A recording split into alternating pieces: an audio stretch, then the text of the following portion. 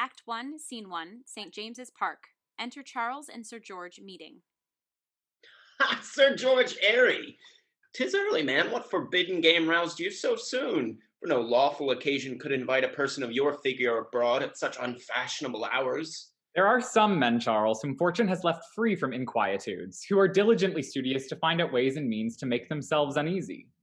Is it possible that anything in nature can ruffle the temper of a man whom the 4 seasons of the year compliment with as many thousands of pounds? Why, there 'tis now. A man that wants money thinks none can be unhappy that has it. But I tell you, Charles, that my affairs are in such a whimsical posture that it will require an astrological calculation to find if my gold will relieve me or not. Never consult the stars about that. Gold has a power beyond them. Gold unlocks the midnight councils. Gold outdoes the wind. It becalms the ship or fills her sails. Gold makes whole armies fight or fly. It buys even souls and bribes wretches to betray their country. Then what can thy business be that gold won't serve thee in? Why, I'm in love. In love. with, with what, prithee? A cherubin? No, with a woman. Oh, a woman. Very good. And gold not help thee. But suppose I'm in love with two. Nay, if thou art in love with 200 women, gold will fetch them, I warrant thee, friend. But who are they? One is a lady whose face I never saw, but witty as an angel, the other beautiful as Venus. And a fool?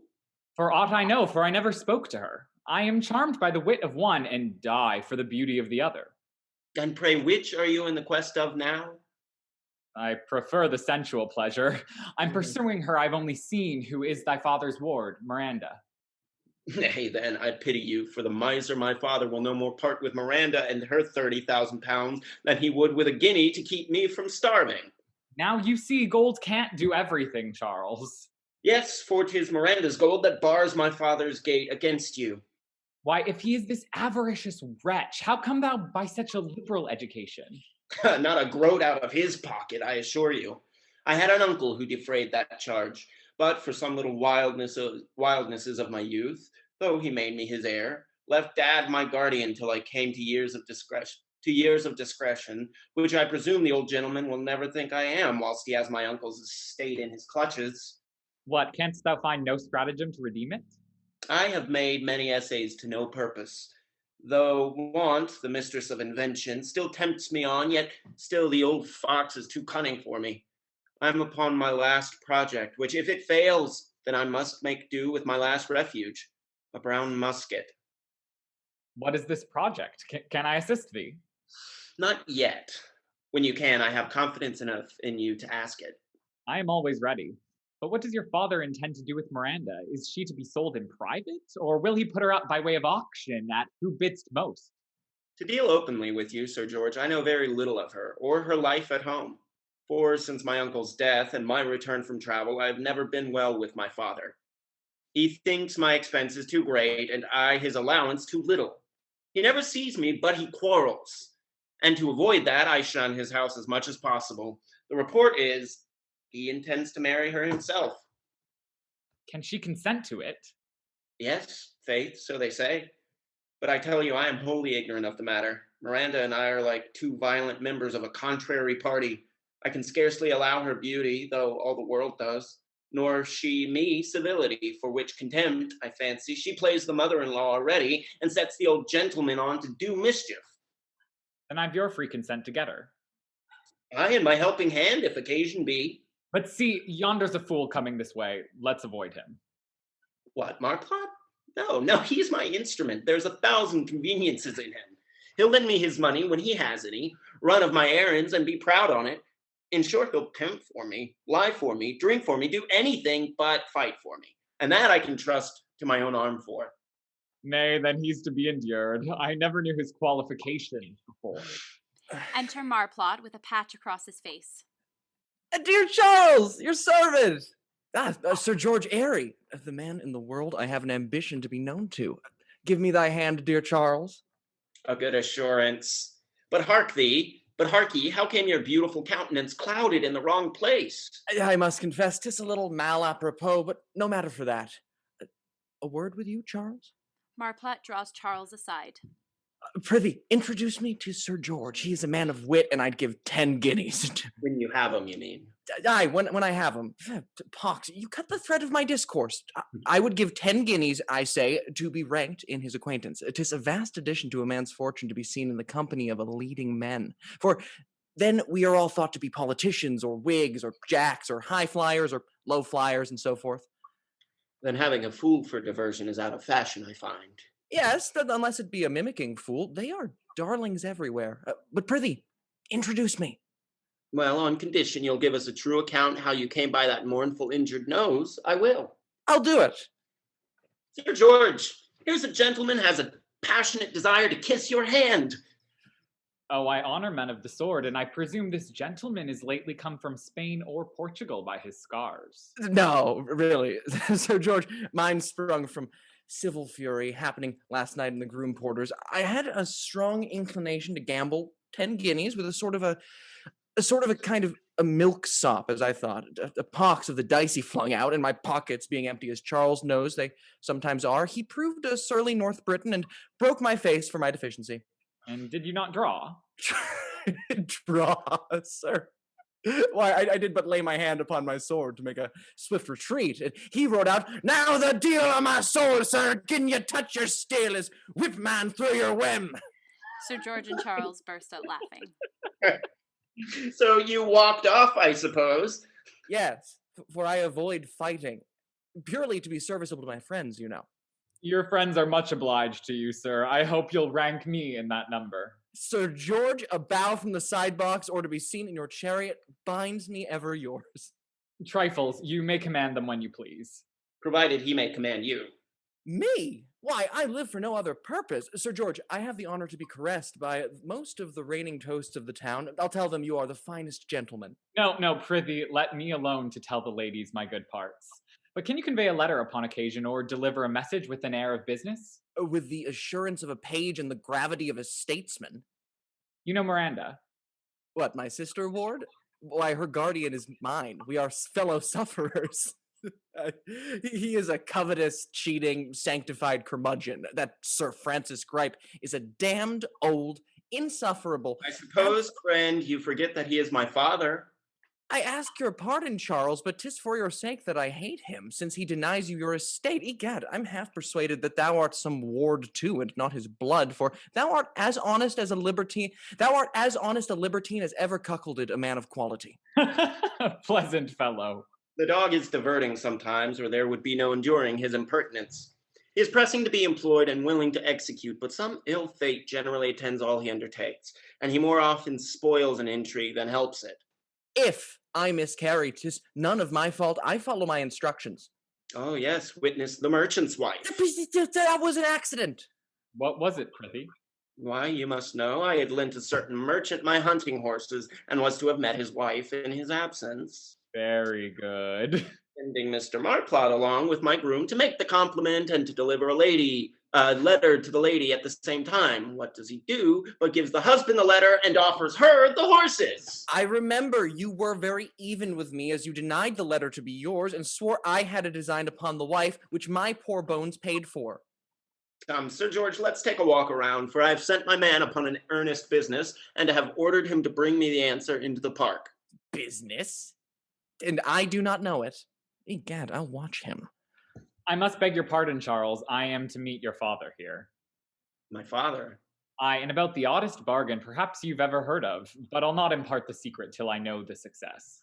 What can his business be with Sir Francis? Now would I give all the world to know it. Why the devil should not one know every man's concern? Prosperity to it then, whatever it be. I have private affairs too. Over a bottle, we'll compare notes. Oh, Charles knows I love a glass as well as any man. Shall it be tonight? How I long to know their secrets. Enter Whisper. Sir, Miss Patch says Isabinda's father has quite spoiled the plot and she can't meet you in the park. But the old men infallibly will go out this afternoon, she says. But I must step again to know the hour. What did Whisper say now? Cursed misfortune. And yet, dear Isabinda, my heart feels pleasure even at her name. Sir George, I'm your servant. We'll meet at the old place the usual hour. Agreed. I think I see Sir Francis yonder. Marplot, you must excuse me. I am engaged. Exit Sir George and Charles separately. Engaged! Engaged! Egad, I'll engage my life to know what your engagement is. Exit Marplot, following Charles. Enter Miranda, speaking to a chairman off stage. Let the chair wait. Oh, that dogged Sir George said he was in the park. Enter Patch. Miss Patch, alone? Did not you tell me you had contrived a way to bring Isabinda to the park? Oh, madam, your ladyship can't imagine what a wretched disappointment we've met with. Just as I had fetched a suit of clothes for a disguise, comes my old master into his closet, which is right against my mistress's chamber door. This struck us a terrible fright. At length, I put on a grave face and asked him if he was at leisure for his chocolate, in hopes to draw him out of his hole, but he snapped my nose off. No, I shall be busy in here these 2 hours. At which my poor mistress, seeing no way of escape, ordered me to wait on your ladyship with this sad relation. Unhappy Isabinda. Was ever anything so unaccountable as the humor of Sir Jealous Traffic? Oh, madam, it's his living so long in Spain. He vows he'll spend half his estate to become a parliament man, and all for the purpose of bringing in a bill that women must wear veils and all the other odious Spanish customs. He swears it's the height of impudence to have the woman seen barefaced, even at church, and scarcely believes that there's a true begotten child in the whole city of London. Oh, how the old fool torments himself. Suppose he could introduce his rigid rules. Does he think we could not match them in contrivance? No, no, let the tyrant man make what laws he will. If there's a woman under the government, I warrant she finds a way to break them. Is his mind still set upon the Spaniard for his son-in-law? Aye, and he expects him by the next fleet, which drives his daughter to melancholy and despair. But, madam, I find you retain the same gay, cheerful spirit you had when I waited upon your ladyship, even though the distressing report through all the town is that you're going to marry your guardian? It is necessary such a report should be, Patch. But is it true, madam? That's not absolutely necessary. Huh. I thought it was only the old strain coaxing him still for your own interests and railing at all the young fellows about town. I see now, Mrs. Miranda, that you are as ill-plagued with your guardian as my lady is with her father. But I have liberty, wench, that she wants. What would Isabinda give now to be in this dishabille in the open air? Nay, more, in pursuit of the young fellow she likes, for that's my case at present. As for that, madam, she's even with you. For though my mistress can't come abroad, we have a way to bring her fellow home, in spite of old Argus. Now, Patch, I'll ask your opinion of my choice, for here he comes. My guardian with him? What can be the meaning of this? I'm sure Sir Francis can't know me in this dress. Let's observe them. Miranda and Patch hide themselves. Re-enter Sir George with Sir Francis Gripe. Verily, Sir George, thou wilt repent throwing away thy money so, for I tell thee sincerely, Miranda, my charge does not love a young fellow. Thinks they are all vicious and seldom make good husbands. Oh, in sober sadness, she cannot abide them. In sober sadness, you are mistaken. What can this mean, Patch? Look ye, Sir Francis, whether Miranda can or cannot abide young fellows is not the business. Will you take the 50 guineas? Oh, in good truth, I will not, for I knew thy father. He was a hearty, wary man, and I cannot consent that his son should squander away what he saved to no purpose. Now, in the name of wonder, what bargain can Sir George be driving about me for 50 guineas? I hope it's not for the first night's lodging, madam. Well, Sir Francis, since you are so conscientious for my father's sake, then permit me the favor, grazie. The favor? Oh, my life, I believe 'tis as you said, Patch. No, verily, if thou dost not buy the experience, thou would never be wise. Therefore, give me 100 and try thy fortune. Your scruples arose, I find, from the scanty sum. Let me see, 100 guineas. Sir George pulls out a purse, counts the coins, and chinks them.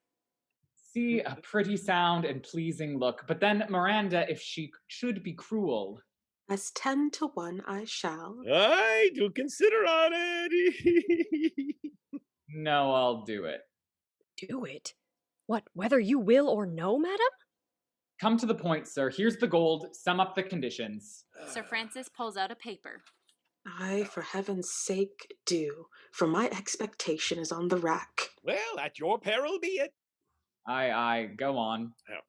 Imprimus, you are to be admitted into my house in order to move your suit to Miranda for the space of no more than 1 hour, without importunity or molestation, provided I remain in the same room. But out of earshot. Well, I don't desire to hear what you say. Now, on consideration, I am to have that purse and 100 guineas. Take it. And this agreement is to be performed today. Aye, the sooner the better. Oh, poor fool, how Miranda and I shall laugh at him. Well, Sir George, take the last sound of your guineas. Sir Francis rattles Sir George's purse in his face and exits. Surely Sir George does not know I am Miranda. A very extraordinary bargain I have made. Truly, if she should be really in love with this old cuff now. Fie, that's morally impossible. But then what hopes have I to succeed? For I never spoke to her. Say you so? Then I am safe. Miranda and Patch come forward. Yet though my tongue never spoke, my eyes said 1,000 things, and my hopes flattered me, hers answered them.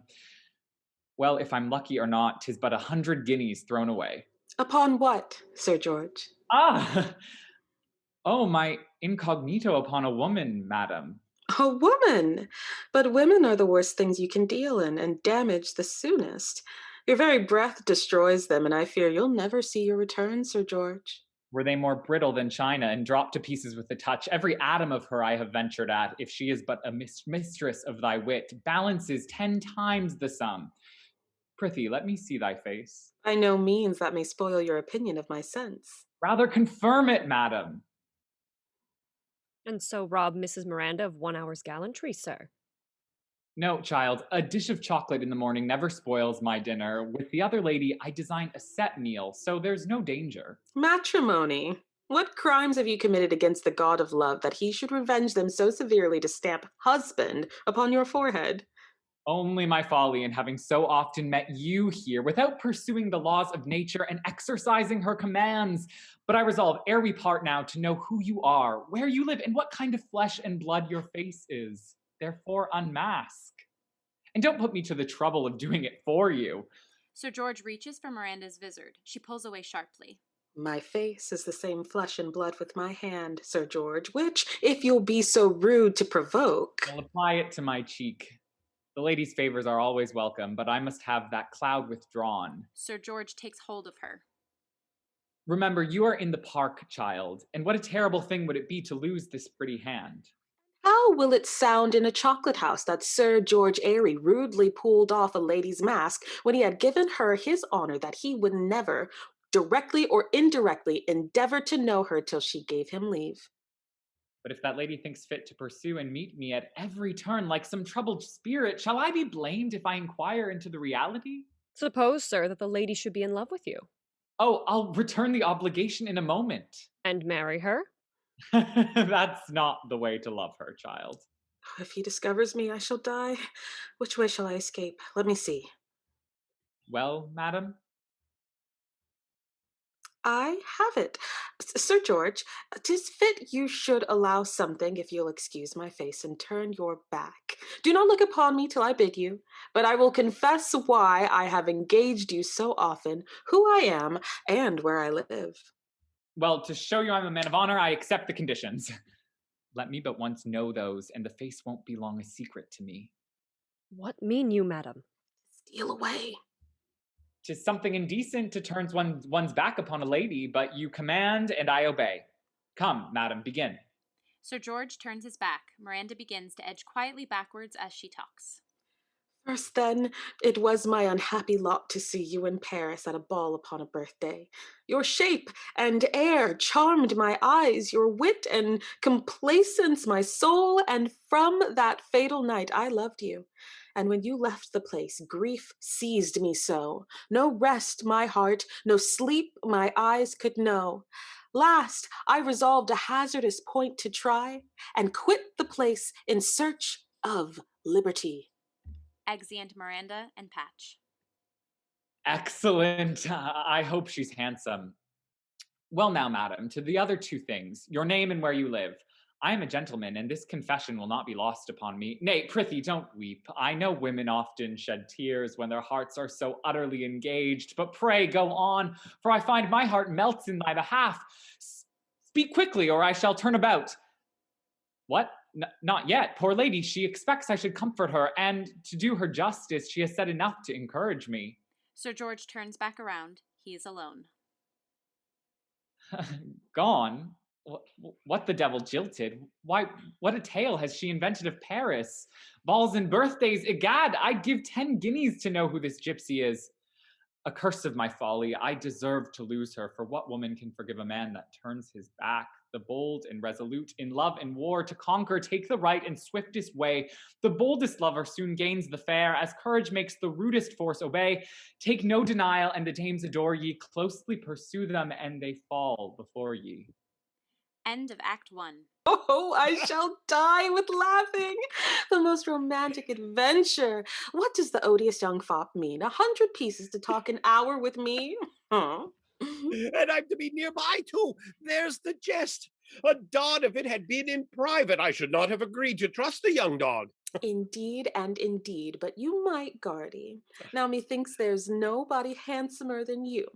So neat, so clean, so good-humored, and so loving. Oh, pretty rogue, and so thou shalt find me if thou dost prefer thy guardy before these caperers of the age. Oh, thou shalt outshine the queen's box on an opera night, and thy equipage shall surpass the what do you call them?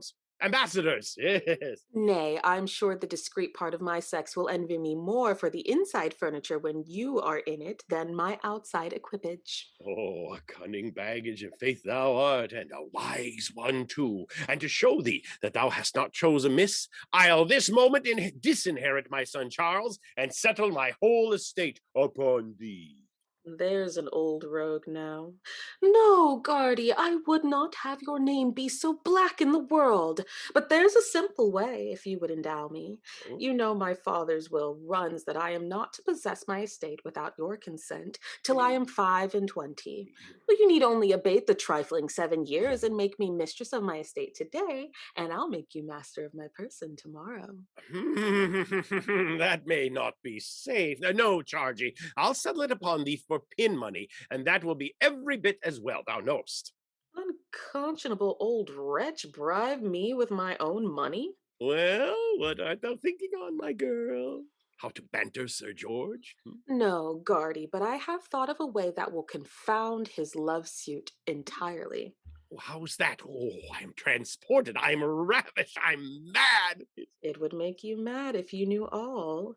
Well, Guardy, I have decided I'll not answer Sir George one word, but be dumb to all he says. Dumb? Oh, good. Oh, excellent. Yes. I can but laugh to think how damned mad he'll be when he finds he has given his money away for a dumb show. Enter Charles. How now, Sarah? Who let you in? My necessity, sir. Well, sir, your necessities are impertinent and ought to have sent before they entered. Sir, I knew 'twas a word would gain admittance nowhere else. Then, sirrah, how durst you rudely thrust that upon your father which nobody else would admit? Surely the name of son is a sufficient plea. I ask this lady's pardon if I have intruded.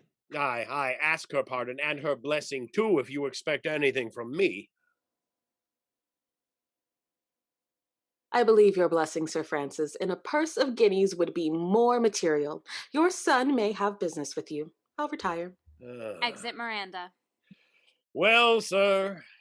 Nay, it is not well, sir. It is very ill, sir, my circumstances, I mean. But what's that to me, sir? Your management should have made them better. If you please to entrust me with the management of my own estate, I shall endeavor it, sir. What, to set upon a card and buy a lady's favor at the price of 1,000 pieces? I hope I should spend it more wisely. However, I ask only for what my uncle left me. Your fortune you may dispose of as you please, sir. That I shall indeed. Out of your reach, I assure you, sir. These young fellows think old men get estates for nothing but them to squander away in dicing, wenching, drinking, dressing, and so forth. I think I was born a gentleman, sir. I'm sure my uncle bred me like one. From which you would infer that gaming, whoring, and the pox are requisites to a gentleman. I say, you shall not have a groat out of my hands till I please, and maybe I'll never please. And what's that to you? Nay, to be robbed or have one's throat cut is not so much. What's that, sirrah? Would you rob me or cut my throat, you rogue? Heaven forbid, sir. I said no such thing. Mercy on me, what a plague it is to have a son of 21 who wants to elbow one out of one's own life to edge himself into the estate. Enter Marplot. Oh, egad, he's here. I was afraid I had lost him. His secret could not be with his father. His wants are public there. Guardian, your servant, Charles. I know by that sorrowful countenance of thine that the old man's fist is as close as his strong box, but I'll help thee. So here's another extravagant coxcomb that will spend his fortune before he comes to it, but he shall pay swinging interest, and so let the fool go on. Well, Marplot, you're home early. What, does necessity bring you too? You have hit it, Guardian. I want £100. For what? For 100 things. I can't for my life tell you for what. Sir, I suppose I've received all the answer I'm like to have. Oh, the devil! If he gets out before me, I shall lose him again. Aye, sir. I must see a change in your temper ere you find one in mine. Pray, Guardian, dispatch me the money, sir. I'm in mighty haste. Fool, here, take this and go to the cashier. I shan't be long plagued with thee. Sir Francis gives Marplot a £100 note. Devil take the cashier. I shall certainly miss Charles before I am back again. Marplot runs out. Well, sir, I take my leave. But remember, you expose an only son to all the miseries of wretched poverty, which too often lays the plans for scenes of mischief. Stay, Charles. I have a sudden thought comes into my head that may prove to thy advantage. Does he relent? My Lady Winkle, worth £40,000, sets up for a handsome young husband. She praised thee the other day, and though the matchmakers must spend 20 guineas for a sight of her, I can introduce thee for nothing. My Lady Wrinkle, sir. Why, she has but one eye. Well, then she'll see but half of your extravagance, sir. Condemn me to such a piece of deformity? A toothless, dirty, wry-necked, hunchbacked hag? 'Sdeath, a young, beautiful woman with half the money would be more agreeable.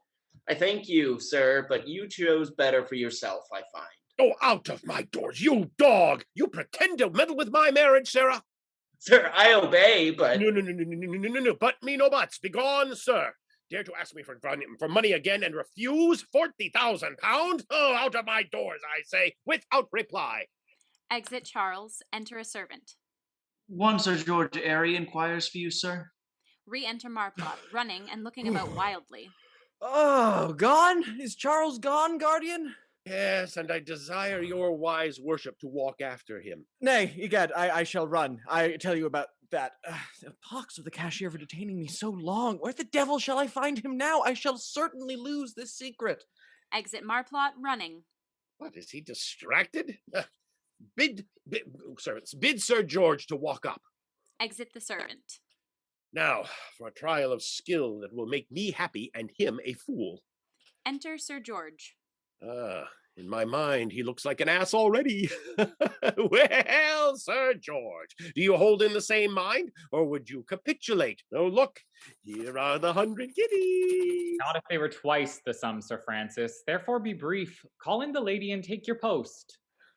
Miranda! Enter Miranda. Agreed, sweetheart?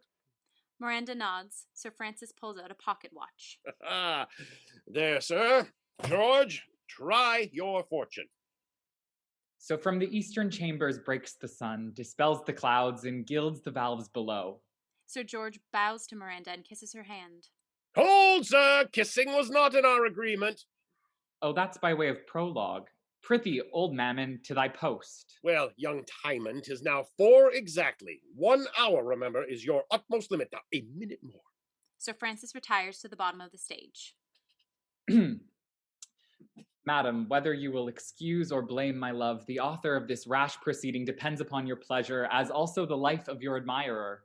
Your sparkling eyes speak a heart susceptible of love, your vivacity a soul too delicate to admit the embraces of decayed mortality. Oh, that I durst speak. Shake off this tyrant guardian's yoke, assume yourself, and dash his bold aspiring hopes.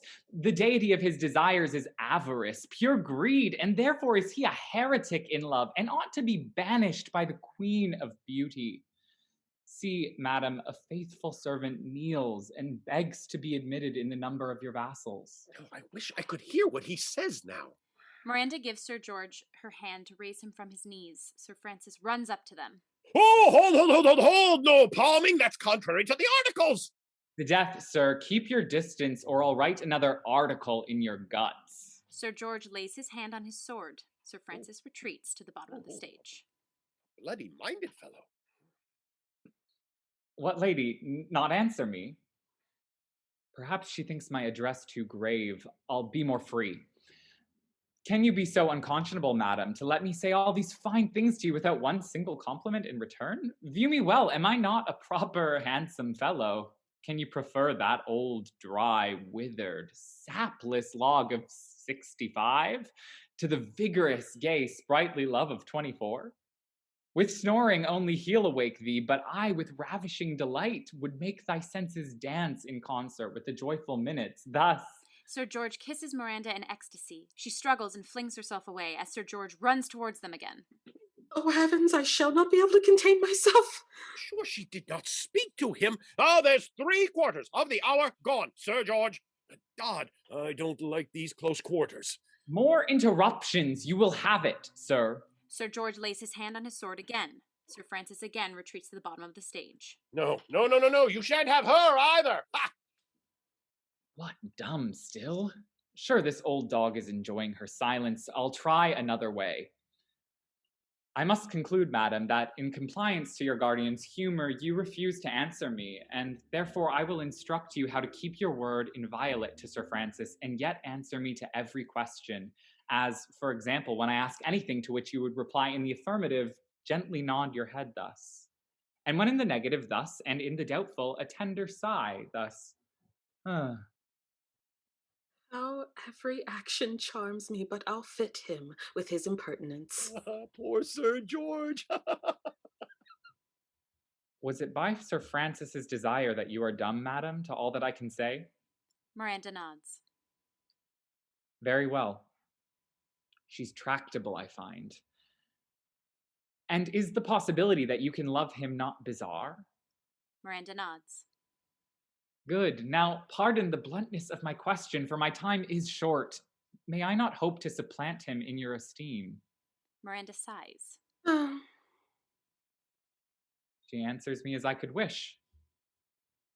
You'll not consent to marry him, then? Miranda sighs.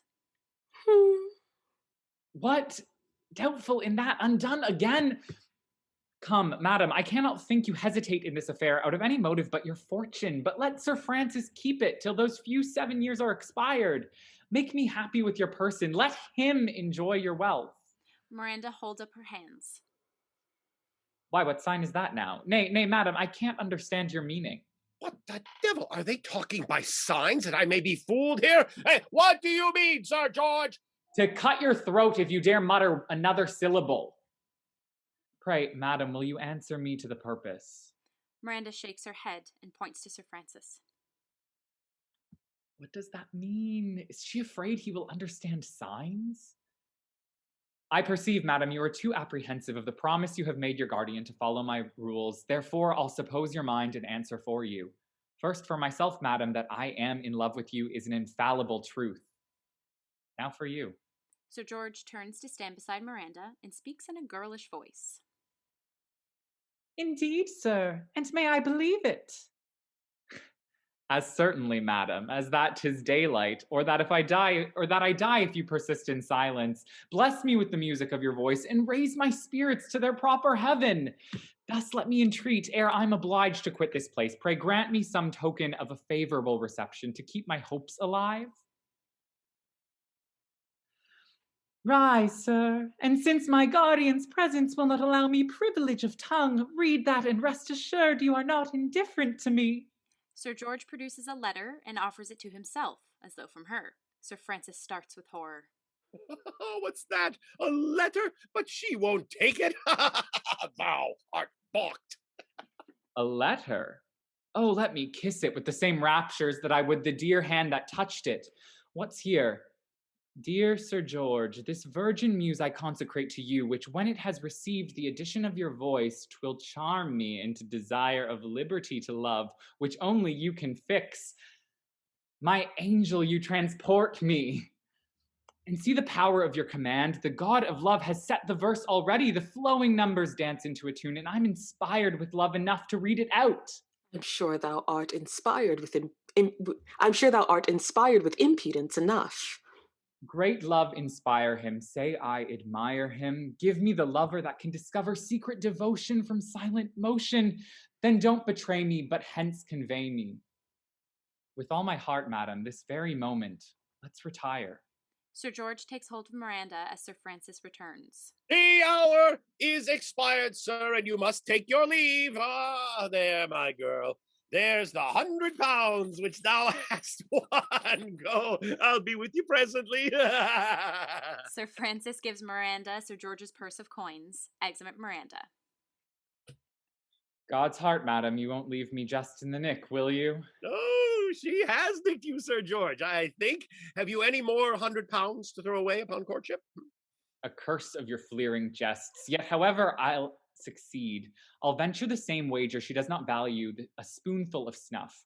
Nay, more, though you enjoyed her silence to me, you'll never make her speak to the purpose with yourself.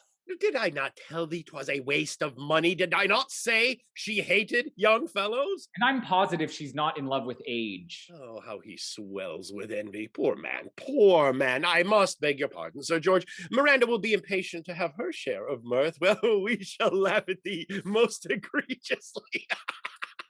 With all my heart, faith, and I shall laugh in my turn too. For if you dare marry her, old Beelzebub, you would be cuckolded most egregiously. Remember that and tremble. She that to age her beauteous self resigns, shows witty management for close designs. Then if thou'rt graced with fair Miranda's bed, Actaeon's horns, she means, shall crown thy head. Exit Sir George. Ah, he is mad! Oh, these fluttering of fops imagine they can wind, turn, and decoy to love all womankind. But here's a proof of wisdom in my charge. Old men are constant, young men live at large. The frugal hand can bills at sight defray, whilst he that lavish has naught to pay. Exeunt. Scene 2. A room in Sir Gellas Traffic's house. Enter Isabinda, seated on her balcony, with Patch attending. Enter Sir Gellas. What, in the balcony again, notwithstanding my positive commands to the contrary? Why don't you write a bill upon your forehead to show passers-by there's a spare room to be let? Harm can there be in a little fresh air, sir? Is your constitution so hot, mistress, that it wants cooling? Apply the virtuous Spanish rules. Banish your taste and thoughts of flesh. Feed upon roots and quench your thirst with water. That and a closed room will certainly make me die of the vapors. No, mistress, 'tis your high-fed, lusty, rambling, rampant ladies that are troubled with the vapors.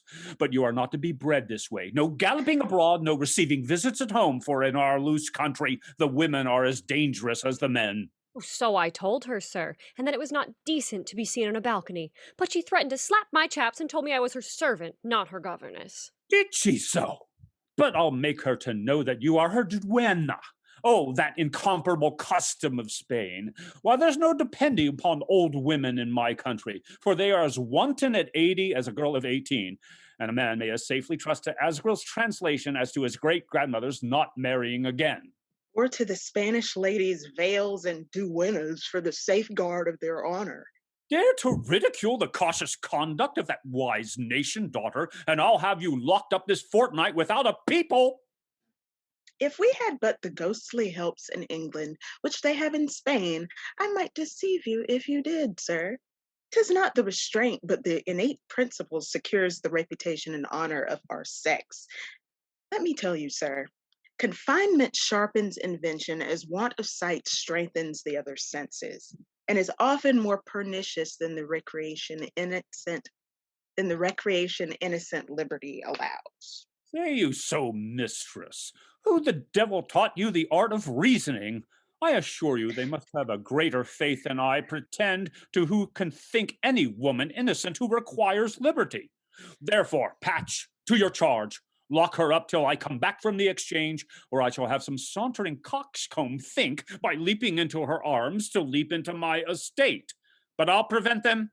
Isabinda shall belong solely to Signor Babinetto. I lead a life like a dog with obeying your commands. Come, madam, would you please to be locked up? I to enjoy more freedom than he is aware of. Exeunt Isabinda and Patch. I believe this Mrs. Patch is very true to my interest. I am happy I met with her. Now, if I can but keep my daughter from being blown upon until Signor Babinetto arrives, for he shall marry her as soon as he comes, and carry her to Spain as soon as he has married her. Isabinda has a pregnant wit, and I'd no more have her an Englishman's wife than the Grand Signor's mistress. Exit Sir Jealous. Enter Whisper. So I see Sir Jealous has gone out. Where shall I find Mrs. Patch now? Re-enter Patch. Oh, Mr. Whisper, my lady saw you out at the window and ordered me to bid you fly and let your master know she is now alone. Hush, speak softly. I go. But hark ye, Mrs. Patch, shall not you and I have a little confabulation when my master and your lady are engaged? Aye. Farewell. Patch goes in and shuts the door. Re-enter Sir Jealous. Sure, whilst I was talking with Mr. Tradewell, I heard my door clap. Ah, a man lurking about my house. What do you want there, sir? Want, Sir Jealous. Pox on it, what must I say now? I want, sir. Have you a letter or a message for anybody here? On my conscience, this is some he-bod, some pimp. Letter or message, sir? Aye, letter or message, sir. No, not I, sir. Sarah, I'll have you set in the stocks if you don't tell me your business immediately. Nay, sir, my business is no great matter of business neither, and yet 'tis a business of consequence, too. Sarah, don't trifle with me. Trifle, sir? Have you found him, sir? Found what, you rascal?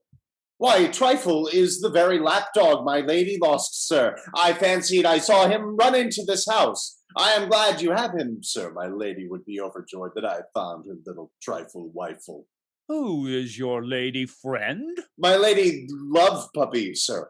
My lady Love Puppy? Then prithee carry thyself to her, for I know no other whelp that belongs to her. And let me catch ye no more puppy hunting about my doors, lest I have you pressed into the service, sirrah. By no means, sir, your humble servant. I must watch whether he goes in or no before I can tell my master. Exit Whisper, dawdling with every step. This fellow has the officious leer of a pimp, and I half suspect a design, but I'll be upon them before they think on me. I warrant them. Exeunt. Scene 3, a room in Charles's lodging. Enter Charles and Marplot. Honest Marplot, I thank thee for this supply.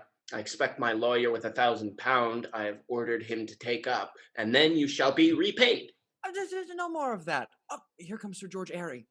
Enter Sir George. Cursedly out of humor at his disappointment. See how he looks? Charles, I am so humbled in my pretensions to plots upon women that I believe I shall never have courage enough to attempt so much as a chambermaid ever again.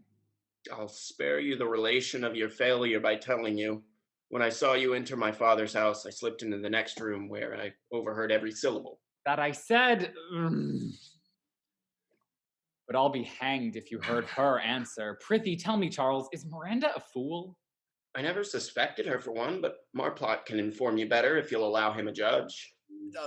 A fool. I'll justify Miranda has more wit than all the rest of her sex put together. Why, she'll rally me till I haven't one word to say for myself. A mighty proof of her wit, truly. There must be some trick in it, Sir George. Egad, I'll find it out even if it cost me the sum you paid me for it. Enter Whisper and speaks aside to Charles. Neville, Whisper here again? I wonder what brings him. Is this the same or a new secret? Sir George, won't you ask Charles what news Whisper brings? Not I, sir. I suppose it does not relate to me. Lord, how little curiosity some people have. Now, my chief pleasure lies in knowing everybody's business. I fancy, Charles, thou hast some engagement upon thy hands. I have a little business too. Marplot, if it falls in your way to bring me any intelligence from Miranda, you'll find me at the thatched house at 6. You do me too much honor. You guess right, Sir George. Wish me success. I infinitely better than that which attends me. Adieu. Exit Sir George. Marplot, you must excuse me. Nay. What need of any excuse amongst friends? I'll go with you. Indeed, you must not. No? Then I suppose 'tis a duel, and I will go to secure you. Secure me? Why, you can't fight. But I can call other people to part you and thereon save your life. Well, but it is no duel and consequently no danger, therefore be answered. What is it? Mistress, then? Mum's the word, dear Charles. You know I can be silent on occasion. I wish you could be civil, too. I tell you, you neither must nor shall go with me. Farewell. Exit Charles. Why, then, I must and will follow you. End of Act 2. Act 3, Scene 1, a street outside Sir Jealous Traffic's home. Enter Charles, solus. Well, here's the house which holds the lovely prize. Quiet and serene. No noisy footmen throng to tell the world that beauty dwells within. No ceremonious visit makes the lover wait. No rival to give my heart a pang. Who would not scale the window at midnight without fear of the jealous father's pistol, rather than fill up the train of a coquette, where every minute he is jostled out of place? Now for Mrs. Patch. Mrs. Patch? Charles knocks softly on the door. Enter Patch. Oh, are you come, sir? All safe? So in then. Enter Marplot, off to one side. Thus, I, knowing his business as ever, egad, a watch. This may be a bawdy house, and he may have his throat cut. If there should be any mischief, I can make oath he went in. Well, Charles, in spite of your endeavor to keep me out of the secret, I may yet save your life, for aught I know. At that corner, I'll plant myself. There I shall see whoever goes in or comes out. God, I love discoveries. Exit Marplot. The scene changes to a room in Sir Jealous's house. Enter Isabinda. Patch, look out sharp. Have a care of Dad. I warrant you, madam, I will. Exit Patch as Charles bows to Isabinda. Well, sir, if I may judge your love by your courage, I ought to believe you sincere, for you venture into the lion's den when you come to see me. You consent whilst the furious beast is abroad. I'd free you from the reach of his paws. That would be but to avoid one danger by running into another, like the poor wretches who flee the burning ship only to drown in the water. Come. Charles, I fear if I consult my reason, confinement and plenty is better than liberty and starving. I know you'd make the frolic pleasing for a little time by saying and doing a world of tender things.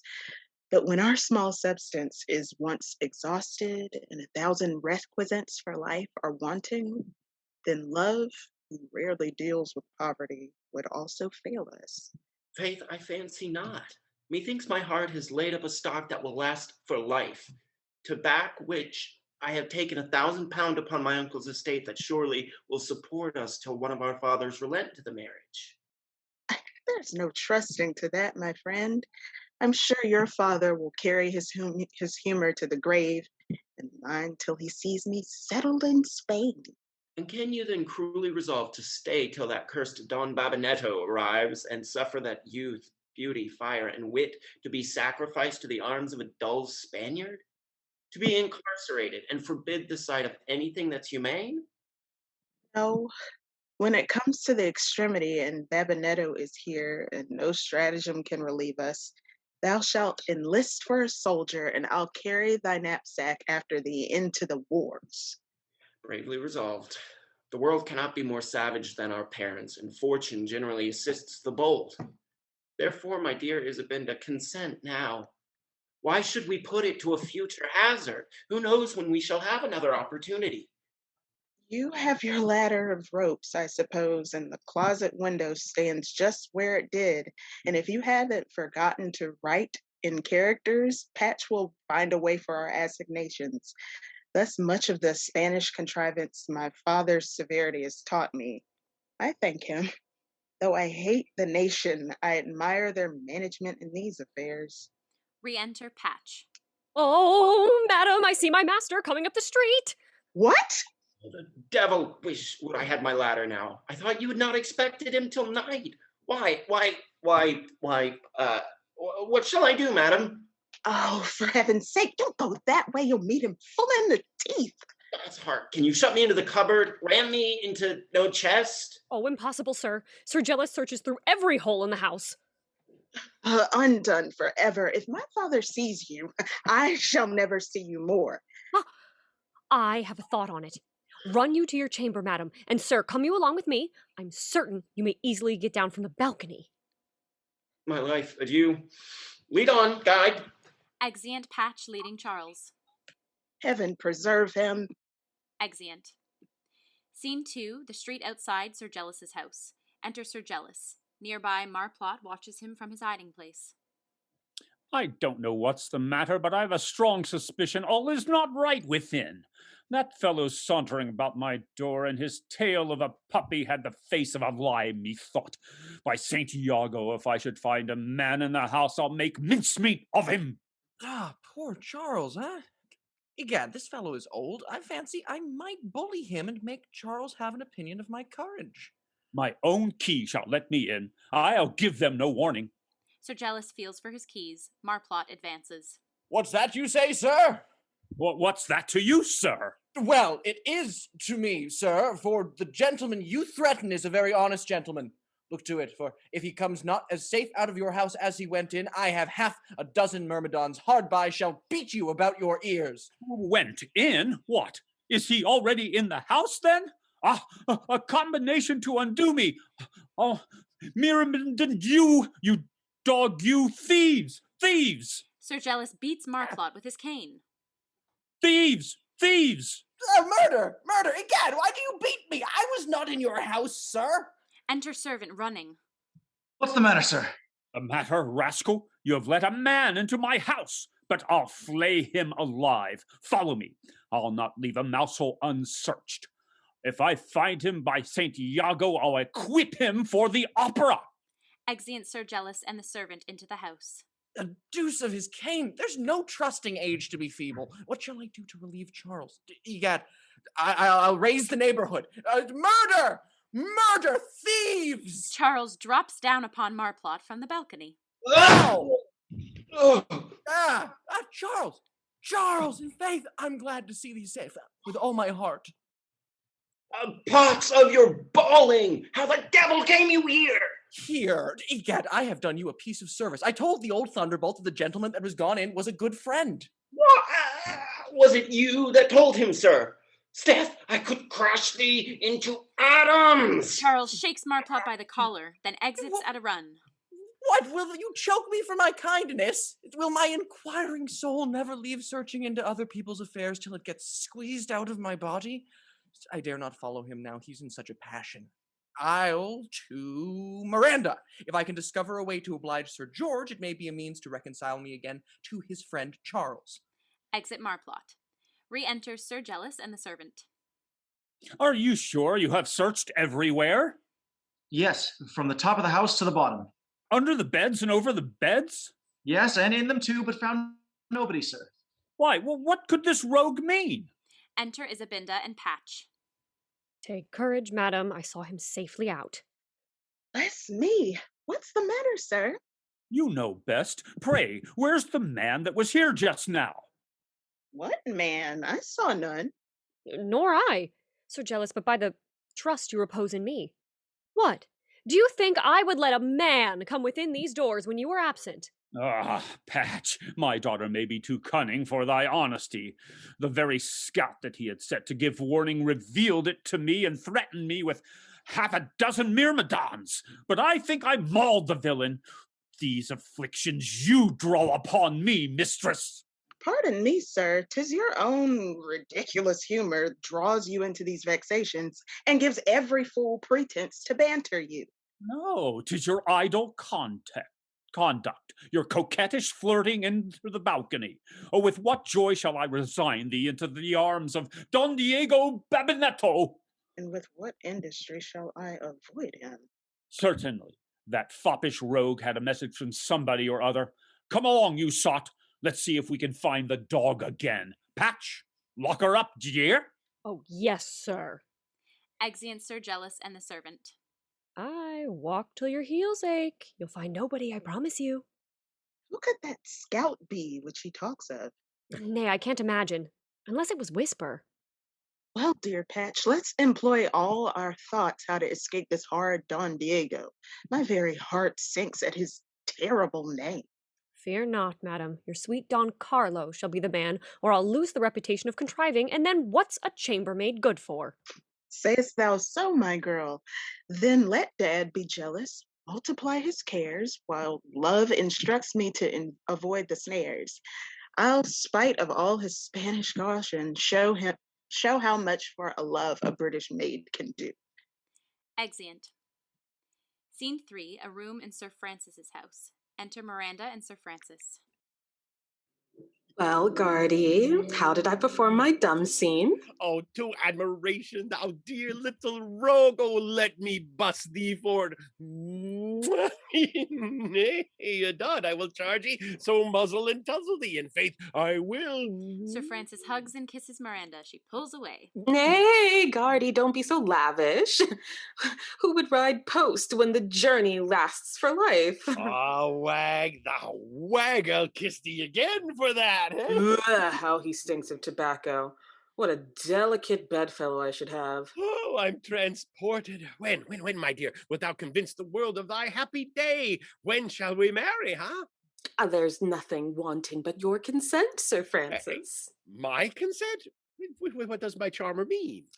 Nay, 'tis only a whim, but I'll have everything done according to form. Therefore, when you sign an authentic paper, drawn up by an able lawyer, that I have your leave to marry, the next day makes me yours, Guardy. Oh, whim indeed. Well, why, is it not demonstration I give my permission when I marry thee? Not for your reputation, Guardy. The malicious world will be apt to say you tricked me into marriage, and so take the merit from my choice. No, I will have to act. No, I will have to act on my own. No, that's not right. No, I will have to act my own to let the idle fops see how much I prefer a man loaded with years and wisdom. Prithee, leave out years, charging. I'm not so old as thou shalt find. Nay, never excuse it. Why, I like you the better for being old. But I shall suspect you don't love me if you refuse me this formality. Not love thee, Chargy, adod. I do love thee better than, better than, what shall I say? Better than money. In faith, I do. That's false, I'm sure. To prove it, do this then. Well, I will do it, Chargy, provided I bring a marriage license at the same time. I and a person too, if you please. I can't help laughing to think how all the young coxcombs about town will be mortified when they hear of our marriage. So they will. So they will. You must know, Guardy, that I am so eager to have this business concluded that I have employed my woman's brother, who is a lawyer in the temple, to settle matters just to your liking. You are to give your consent to my marriage, which is to yourself, you know, but Mum, you must take up notice of that. So then I will, that is, with your leave, put my writings into your hands. Then tomorrow we come slap upon them with a wedding that nobody thought of, by which you seize me and my estate, and I suppose make a bonfire of your own act and deed.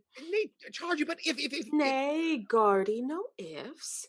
Have I refused 3 northern lords, 2 British peers, and half a score knights to have you put in your ifs? So thou hast indeed, and I will trust to thy management. Adod, I'm all of a fire. 'Tis a wonder the dry stubble does not blaze.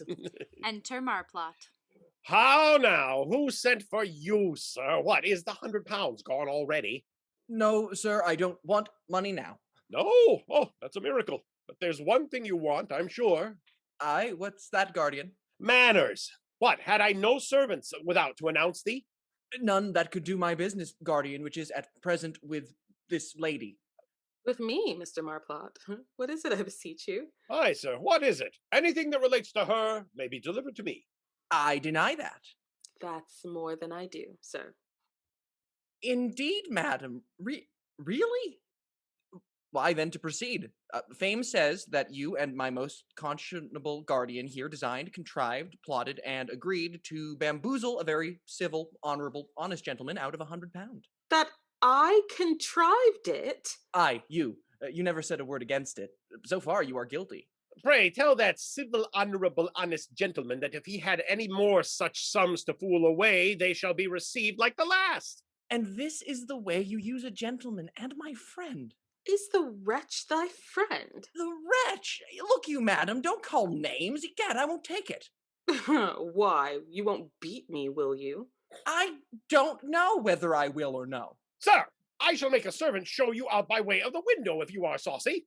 I am your most humble servant, guardian. I designed to go out the same way I came in. I would only ask this lady if she does not think in her soul that the wretch, Sir George Airy, is not a fine gentleman. He dresses well. Which is chiefly owing to his tailor and valet de chambre. And if you allow that a proof of his being a fine gentleman, he is so. Judicious part of the world allow him wit, courage, gallantry, and management, though I think he forfeited that last character when he flung away £100 upon your dumb ladyship, you Jezebel, you. No, don't call names. I know you love to be employed, and I'll oblige you. You shall carry the wretch a message for me. That's according as I like it. What is it? Nay, a kind one, you may be sure. First, tell Sir George that I have chosen this gentleman to have and to hold, and so forth. Miranda claps her hand in Sir Francis's.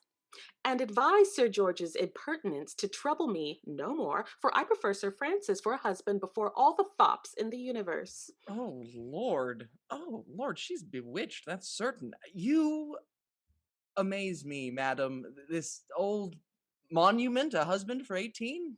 Aye, here's a shape. Here's bones rattling in a leather bag. Here's buckram and canvas to scrub you to repentance. Sirrah, my cane shall teach you repentance presently. No, faith, I have felt that Cain's twin brother from just such a withered hand, and all too lately. One more thing, Mr. Marplot. Advise the wretch to keep from the garden gate on the left hand, for if he dares to saunter there about the hour of 8, as he used to do, he shall be saluted with a pistol or a blunderbuss. Oh, monstrous! Why, Chargy, did he used to come to the garden gate? The gardener described just such another man that always watched his coming out of the shed, so tell him he shall find a warm reception if he comes this night. Pistols and blunderbusses. Egad, a warm reception indeed. I shall take care to inform Sir George of your kindness, madam, and advise him to keep farther off. I hope he will understand my meaning better than to follow your advice. Oh, thou hast signed, sealed, and taken possession of my heart forever, Chargy. In faith you have. And for you, Mr. Saucebox, let me have no more of your messages if ever you design to inherit your estate. Why, there 'tis now. Sure, I shall be out of your clutches one day.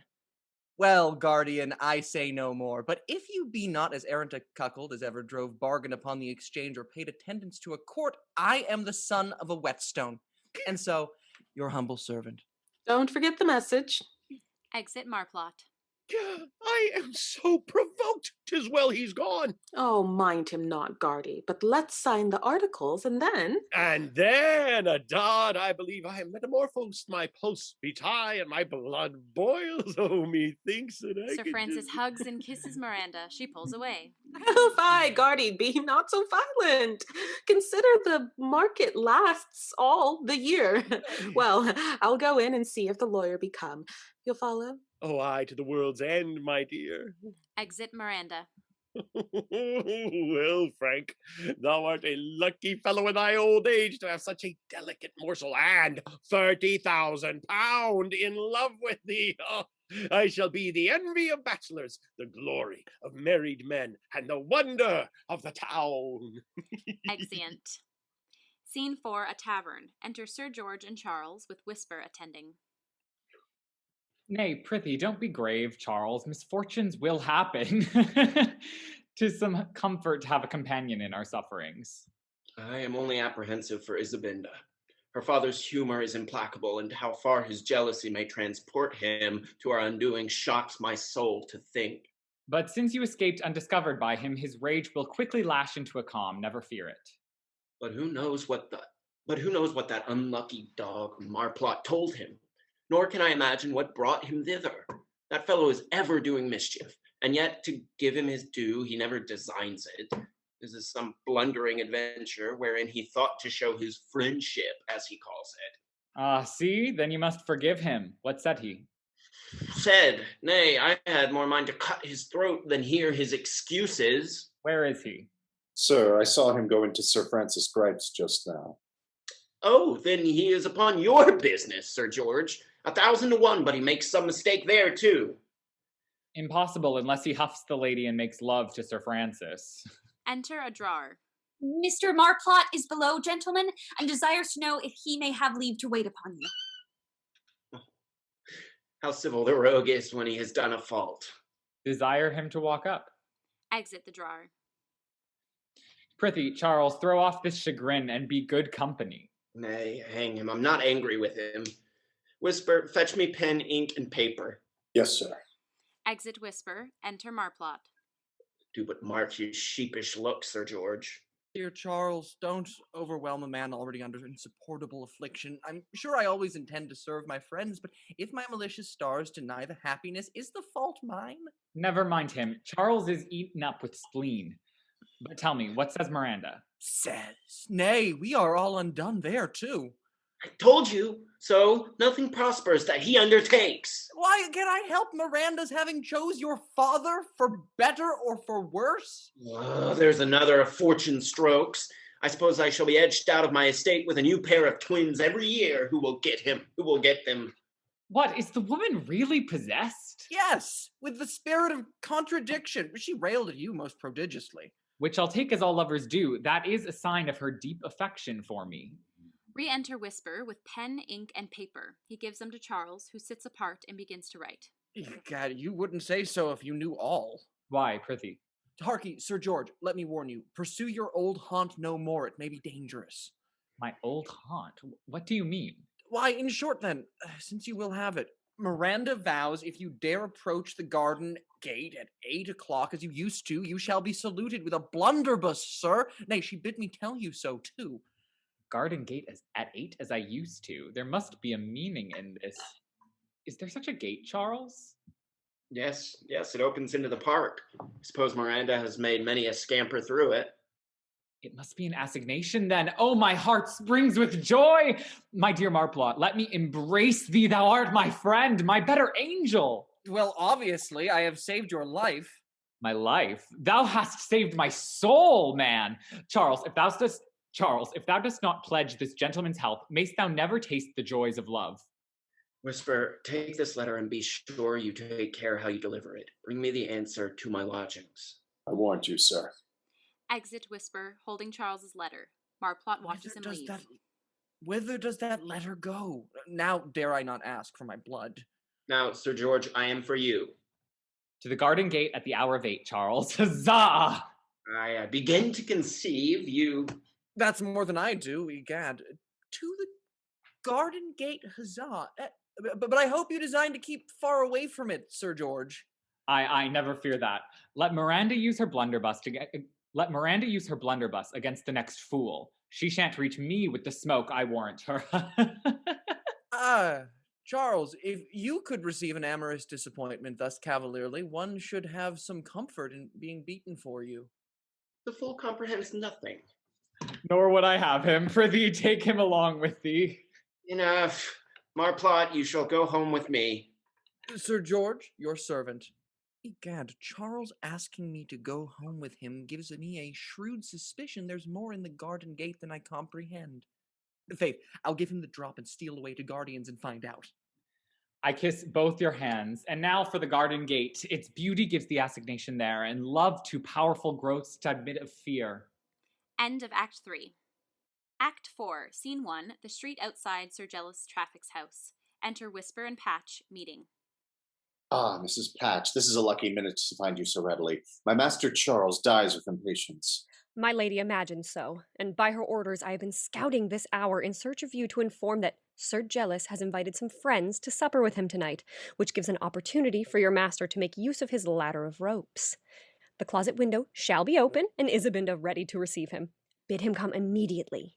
Excellent. He'll not disappoint, I warrant. But hold, I have a letter here which I am to carry an answer of. I can't think what language the writing is. 'Tis no language, but a character which the lovers invented to avoid discovery. Ah, I hear my old master coming downstairs. Away, whisper, and bid thy master come himself for my mistress's reply to his note. Begone! We are ruined if you're seen, for Sir Jealous has doubled his care since the last accident. I go. Exit Whisper, while Patch slips Charles's letter into her skirts. There, go thou into my pocket. Now, I'll up the back stairs lest I meet him. Well, a dexterous chambermaid is the lady's best utensil, I say. Exit Patch as the letter falls out of her pocket. Enter Sir Jealous with a different letter in his hand. So, this is some comfort. This tells me that Don Diego Babinetto is safely arrived in London. He shall marry my daughter the minute he comes. Ah, what's there? Sir Jealous bends down and picks up the fallen letter. He squints at it. I don't know what to make of this superscription. I'll see what's within side. 'Tis Hebrew, I think. What can this mean? There must be some trick in it. This was certainly designed for my daughter, but I don't know that she can speak any language but her mother tongue. But this may be one of love's hieroglyphics, and I fancy I saw Patch's tale sweep by. Mayhap the wench may be a slut, and instead of guarding my honor, intends to betray it. I'm resolved to find out. Who's there? Enter a page boy. What answer did you bring from the gentleman I sent you to invite? That they'd all wait for you, sir, as I told you before. But I suppose you forgot, sir? Did I so, sir? But I shan't forget to break your head if any of them come in, sir. Why, sir, did not you send me to desire their company? But I send you now to desire their absence. Say I have something extraordinary fallen out, which calls me abroad, contrary to expectation, and ask their pardon. And do you hear? Send the butler to me. Yes, sir. Exit the page boy as Sir Jealous examines Charles's letter again. If this paper has a meaning, I'll find it. Enter a butler. Lay the cloth in my daughter's chamber and bid the cook send supper thither presently. Yes, sir. Hey, Day, I wonder what's the matter now. Exit the butler. He wants the eyes of Argus that has a young, handsome daughter in this town. But my comfort is I shall not be troubled long with her. He that pretends to rule a girl once in her teens had better be set at sea in a storm and would be in less danger. For let him do or cancel all he can. She thinks and dreams of nothing else but man. Exeunt. Scene 2, Isabinda's chamber. Enter Isabinda and Patch. Are you sure nobody saw you speak to Whisper? Yes, very sure, madam. But I heard Sir Jealous coming downstairs, so I clapped this letter in my pocket. A letter! Give it to me quickly. Oh, bless me. What's become of it? I'm sure I put it, Is it possible thou could be so careless? Oh, I'm undone forever if it be lost. I must have dropped it upon the stairs. Oh, but why are you so much alarmed, madam? If the worst happens, nobody can read it, nor find out whom it was designed for. If it falls into my father's hands, the very figure of a letter will produce ill consequences. Run and look for it upon the stairs this moment. Nay, I'm sure it can be nowhere else. As Patch is going to the door, she meets the butler. How now? What do you want? My master ordered me to lay the cloth here for his supper. Ruined past redemption. But I thought my father expected company tonight. I thought so too, madam, but I suppose the master has changed his mind. Butler lays the cloth and exits. The letter is the cause, no doubt. This heedless action has undone me. Fly and fasten the closet window, which will give Charles notice to retire. Ah, my father. Patch runs to the window as Sir Jealous enters. Hold, Patch. Whither are you going? I'll have nobody stir out of the room till after supper. Sir, I was only going to reach your easy chair. Leave it. I don't want it. Hark you, daughter, do you know this hand? Sir Jealous holds up Charles's letter. As I suspected. Handy, call it, sir. You are too generous. 'Tis some schoolboy's scrawl. Oh, invention, thou chambermaid's best friend, assist me. Are you sure you don't understand it? Do you understand it, sir? I wish I did. Thank heaven you do not. Why, I know no more of it than you do, sir. Oh, Lord! Oh, Lord, what have you done, sir? Why, the paper is mine. I dropped it here out of my bosom.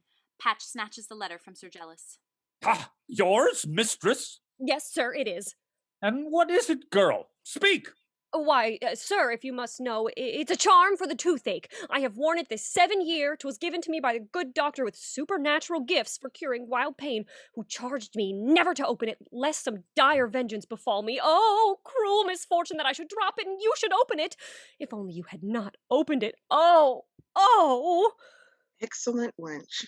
Hawks of your charms, 'tis vile superstition. But if that be all, 'tis well enough. There, but burn it, and I warrant you no vengeance will follow. Sir Jealous gives the letter to Patch. I would not lose Patch for the world. Her ingenuity feeds my courage. Is this usage for your daughter, sir? Must my virtue and conduct be suspected? For every trifle you immure me like some dire offender here, and deny me all recreations which my sex enjoy and the custom of my country allow. Yet not content with that, you make my confinement more intolerable by your mistrusts and jealousies. Would I were dead, so were I free from this. Tomorrow rid you of this tiresome load. Don Diego Babinetto will be here, and then my care ends and his begins. Enter some servants with supper. Come, will you sit down? I can't eat, sir. Oh, I dare swear he has given her supper enough. I wish I could get into the closet. Well, if you can't eat, then give me a song whilst I do. I have such a cold I can scarcely speak, sir, much less sing. How shall I prevent Charles coming in? I hope you have the use of your fingers at least. Play a tune upon your spinet whilst your woman sings me a song. I'm as much out of tune as my lady, if he knew all. I must obey you, sir. Isabinda sits down and begins to play the instrument. Really, sir, I'm so frightened about your opening this charmed letter that I can't remember one song. Oh, hang your charm. Come, sing anything. Well, I don't say I didn't warn you. Patch sings horribly out of tune with Isabinda's music. Sir Jealous winces. Hey, why you are atop of the house and you are down in the cellar. What is the meaning of this? Is it on purpose to cross me, huh?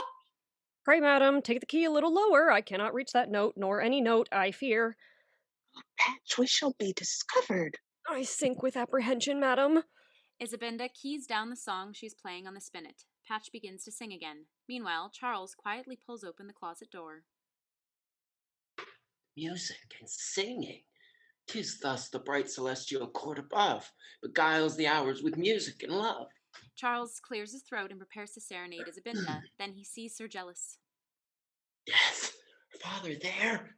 Then I must fly. Exit Charles, diving back into the closet.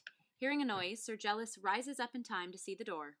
Hell and furies! A man in the closet? Ah! A ghost! A ghost! We're haunted by a ghost! Out, damned spirit! Treachery! I am sure I shall be possessed. Isabinda throws herself down in front of the closet, convulsing as though she's having a seizure. The devil! I'll make a ghost of him, I warrant you! Sir Jealous tries to get past Isabinda to open the closet door, but Patch holds him back. Hold, sir! Have a care, you'll tread upon my lady. Who waits? Bring some water for my mistress. This is what comes of your opening my charm. I'll charm you, hussy. Here lies the charm that conjured this fellow in, and I'm sure on it. Come out, you rascal, out of the closet. Zoons, Mistress Patch, take her from the door, or I'll spurn her from it and break your neck downstairs. Oh, where am I? He's gone. I heard him leap down. May then let him enter. Here, dear madam, give me your hand. Come nearer the window. The air will do you good. I would she were in her grave. Where are you, Sirrah, villain, robber of my honor? I'll pull you out of your nest. Sir Jealous opens up the door to the closet, looks around, and curses. Whoever the dog was, he escaped out of the window, for the sash is up. But though he is gone out of my reach, daughter, you are not. But first, Mrs. Pandora, with your blasted charms for toothache, you must get out of my house. Go! What do you mean, sir? Was good Mrs. Patch not a creature of your own providing? He was of the devil's providing, for aught I know. What have I done, sir, to merit your displeasure? I don't know which of you have done it, but you shall both suffer for it until I can discover whose guilt it is. Go, daughter, get you in here. You deserve only a cage. Sir Jealous pushes Isabinda in at the other door and locks it. He puts the key in his pocket. And now, Mistress Patch, I'll wait on you downstairs. Downstairs, sir. But I can't go out, sir, till I've packed up my clothes. If thou were as naked as thou were born, thou shouldst not stay to put on a smock. Come along, I say. When your mistress is married, you shall have your rags and everything that belongs to you. But till then... Sir Jealous drags Patch out of the dining room, finally depositing her at the back door. There! Go! And come no more within sight of my habitation these 3 days, I charge you! Exit Sir Jealous, slamming the door behind him. Re-enter Charles, stealthily. Oh, did ever anybody see such an old monster? Oh, Sir Charles! Alas, sir, your affairs and mine are in ill posture. I am well accustomed to the frowns of fortune, but what has befallen thee? Sir Jealous, whose suspicious nature is always on the watch upon sight of you, flew into such a violent passion that I could find no stratagem to appease him. And in spite of all arguments, the old man locked his daughter in his own apartment and turned me out of doors. Huh? Oh, Isabinda. And he swears that she shall neither see sun nor moon till she is safe to wife to Don Diego Babinetto, who arrived last night and is expected with impatience. He dies. Oh, God, sir. Nay, by all the wrongs of love, he shall. Here will I plant myself, and through my breast he shall make his passage, if he enters. A most heroic resolution. But there may be ways found out that are somewhat more to your advantage. Policy is often preferred to open force. I apprehend you not. What think you of personating this Spaniard, imposing upon the father, and marrying your mistress by his own consent? Say'st thou so, angel? Could that be done, my life to come would be too short to recompense thee. But how can I do that when I neither know the ship he came in, nor from what part of Spain, nor who recommends him, nor how attended? I can solve all of this. He is from Madrid. His father's name, Don Pedro Questoportento Babinetto. Here's a letter of his to Sir Jealous, which he dropped one day. You understand Spanish, and the hand may be counterfeited. You conceive me, sir? My better genius, thou hast revived my drooping soul. I'll about it instantly. Come into my lodgings, and we'll concert matters. Exeunt. Scene 3. The garden outside Sir Francis's house. Enter Sir George, solus. So this is the gate, and most invitingly open. If there should be a blunderbuss here now, what a dreadful ditty would my fall make for fools, and what a jest for the wits! How my name would be roared about streets. Well, I'll venture all. Sir George Harry! Enter Miranda's maid, Centwell. A female voice. Thus far I'm safe, my dear. No, I'm not your dear, but I'll conduct you to her. Give me your hand, Sir George. You must go through many a dark passage and dirty step before you arrive. Before I arrive at paradise, therefore be quick, my charming guide. Come, your hand, and away. You're here, child. You can't be half so swift as my desires. Exeunt. Scene 4. A room in Sir Francis's house. Enter Miranda, solus. Well, let me reason a little with my mad self. Now, don't I transgress all rules to venture upon a man without the advice of the grave and wise?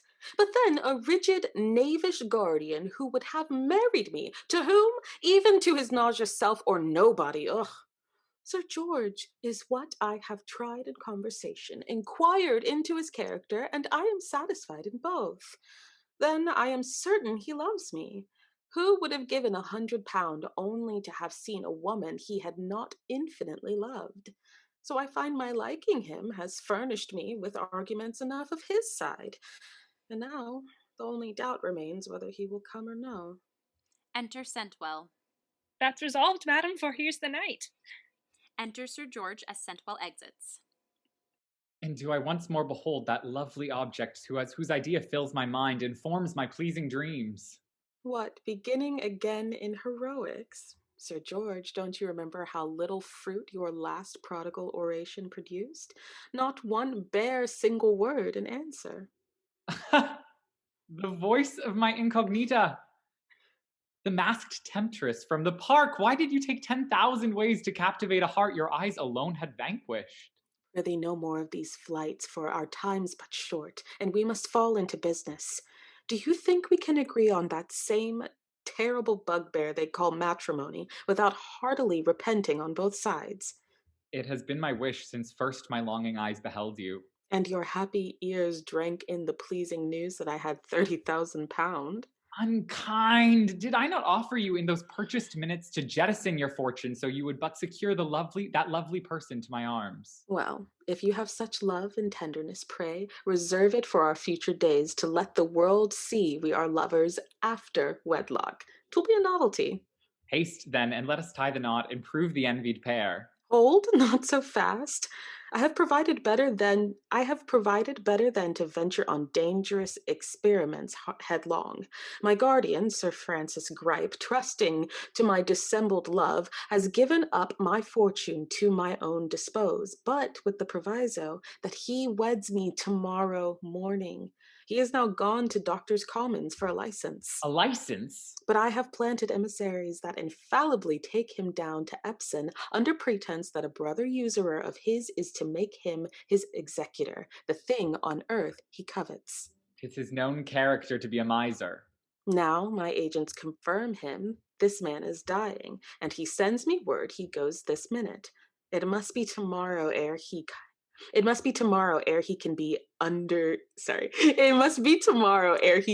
undeceived that time is ours. Let us improve it then, and settle on our coming years' endless, endless happiness. I dare not stir till I hear he's on the road, but then our future is our own.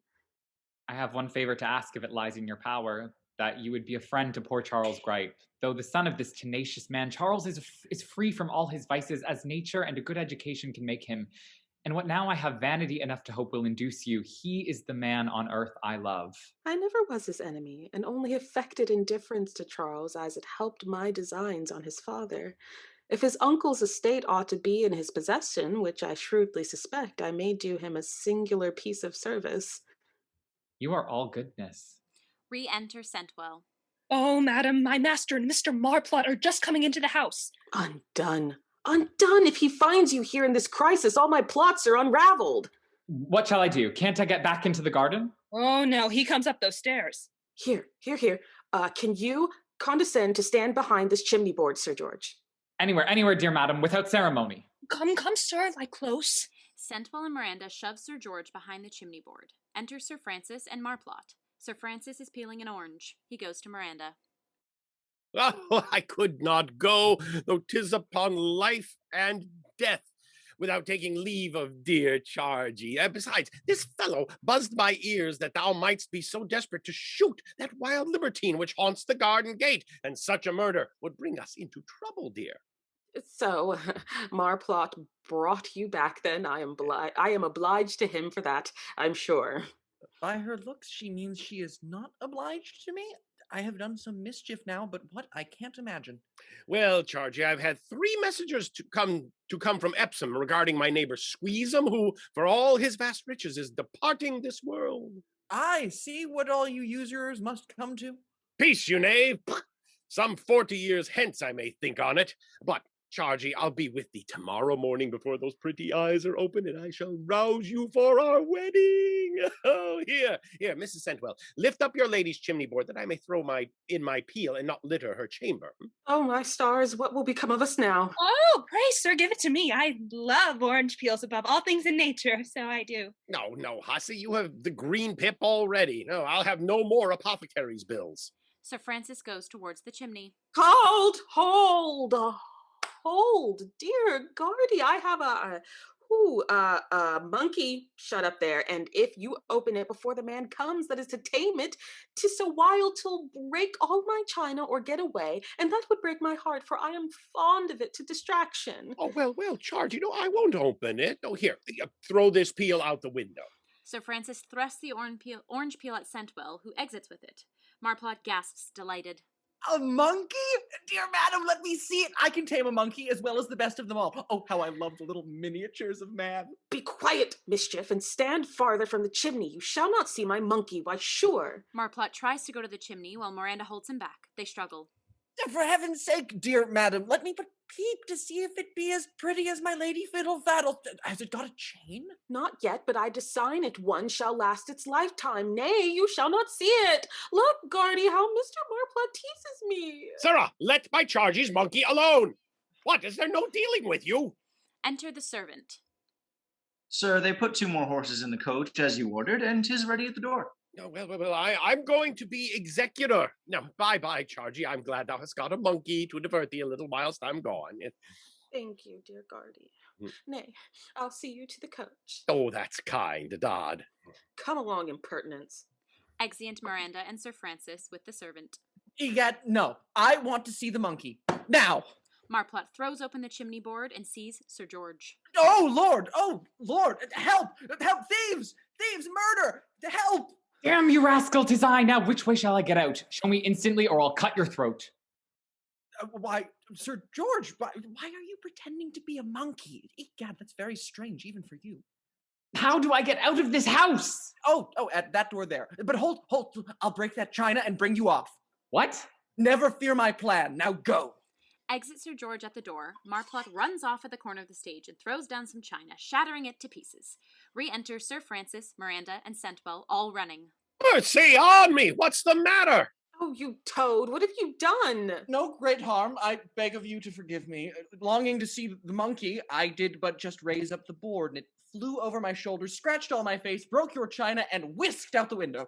Was there ever such an unlucky rogue, Sarah? I forbid you my house. Now, call the servants to get the monkey again. I would stay myself to look at it, but that you know my earnest business. Oh, my lady will be the best to lure it back. All creatures love my lady extremely. Hush, rogue. Go, dear Guardy. I hope I shall recover it. Bye, dearie. Exit Sir Francis. Centwell, see him into the coach and bring me word. Madam. Exit Centwell. So, sir, you have done your friend a single piece of service, I suppose. Why, look you, madam, if I have committed a fault, thank yourself. No man is more serviceable when I am let into a secret, but I cannot be so when I don't know the particulars.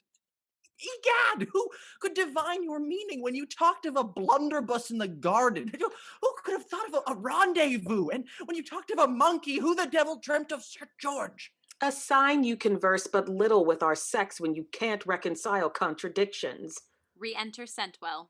Sir Francis is gone, madam, as fast as the coach and 6 can carry him. Re-enter Sir George. Then I may appear.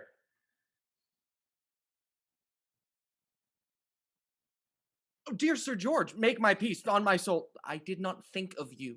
Unsurprisingly, as you think of nothing. Madam, I beg you to forgive him. Well, Sir George, if he can be secret... It's hard, madam. I'm as secret as a priest when I am trusted. Why, 'tis with a priest our business is at present. Re-enter Centwell with Patch. Madam, here's Mrs. Independent's woman to wait on you. How do you do, Mrs. Patch? What news from your lady? That's for your private ear, madam. Sir George, there's a friend of yours has an urgent occasion for your assistance. His name? Charles. Then there is something afoot that I know nothing of. As soon as I've dispatched my own affairs, I am at his service. I'll send my servant to tell Charles and wait upon him in half an hour. How come you employed in this message, Mrs. Patch? Want of business, madam? I am discharged by my master, but I hope to serve my lady still. How? Discharged? You must tell me the whole story within. Pox, I wish I were fairly out of the house. I find marriage is the end of this secret, which is boring, and now I am half mad to know what Charles wants his friend for.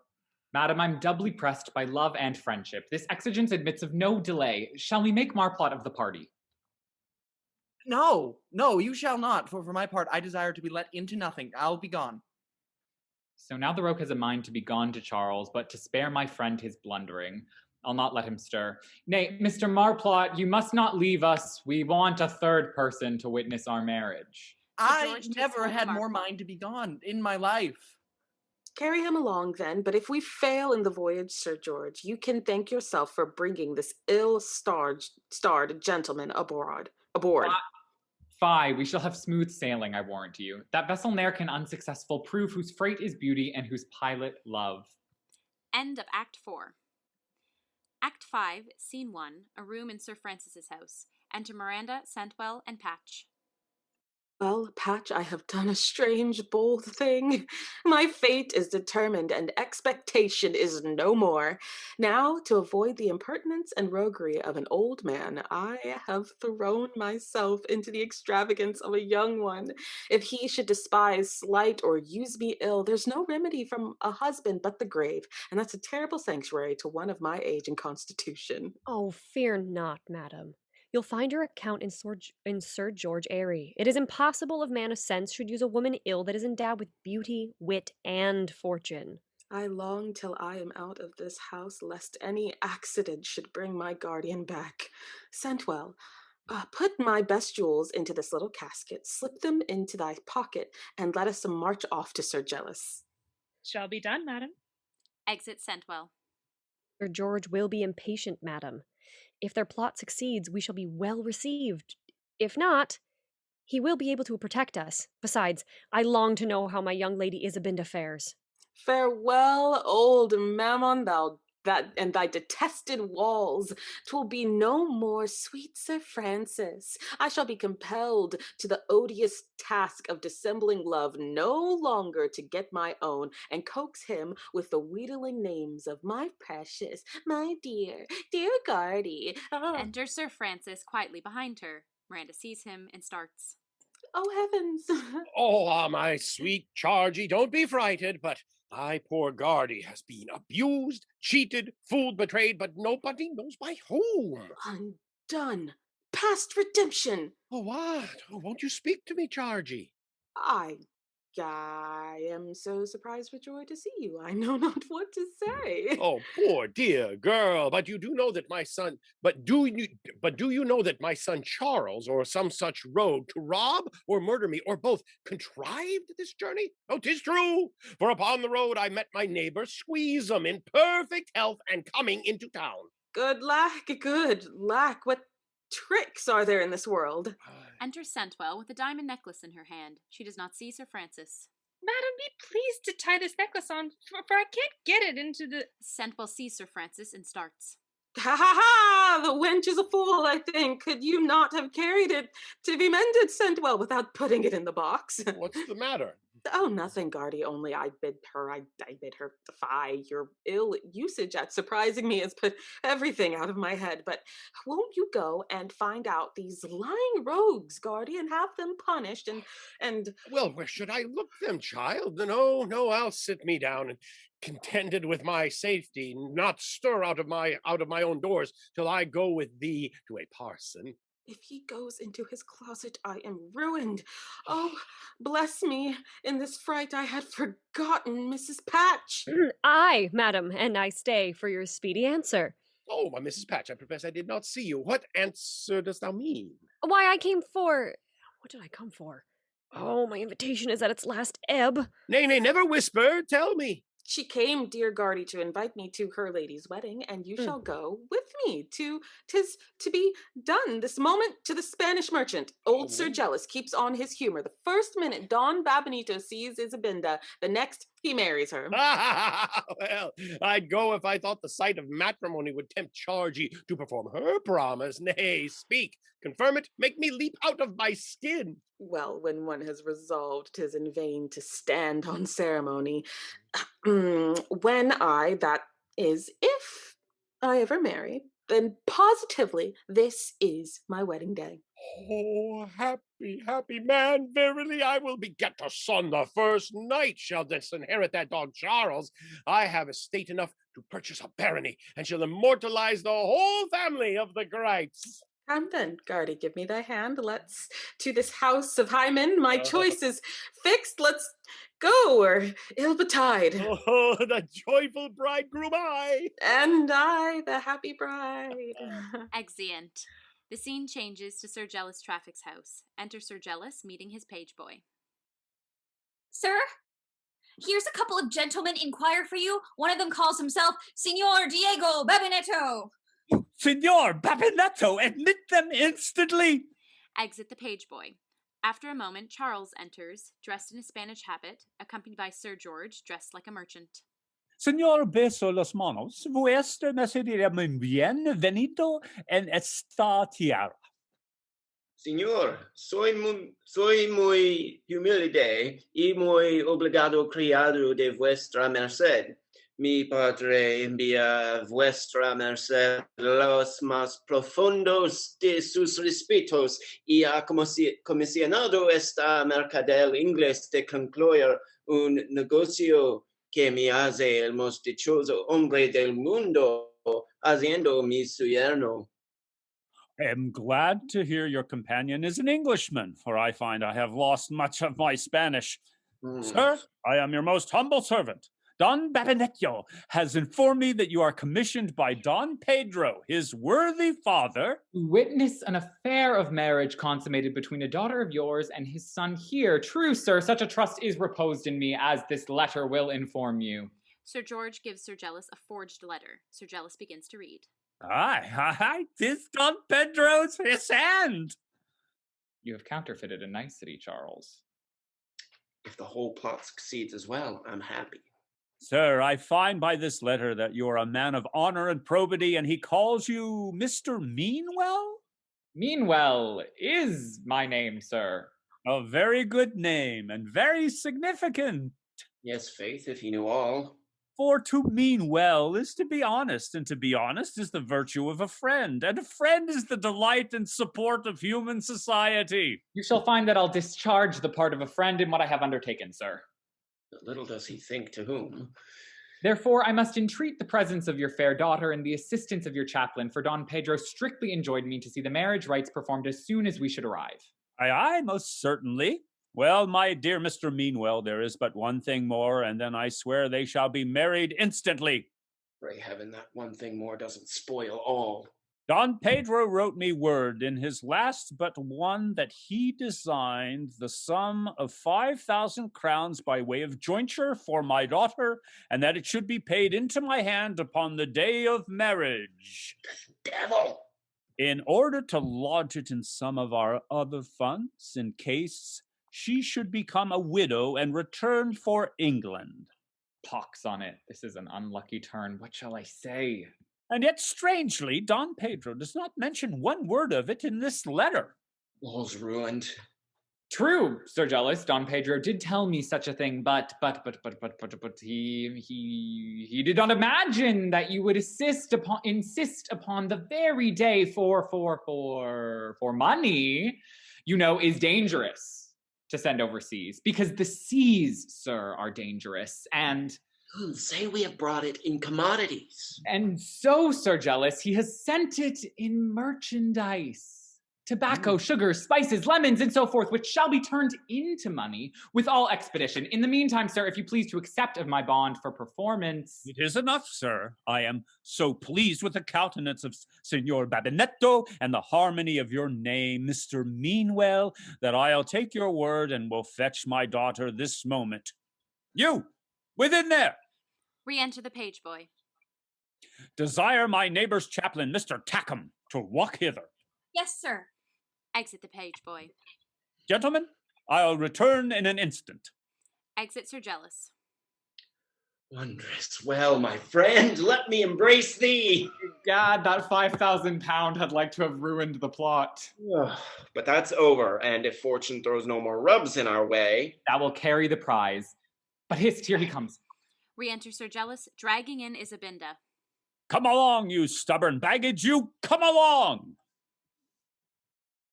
Oh, hear me, sir. Hear me but speak one word.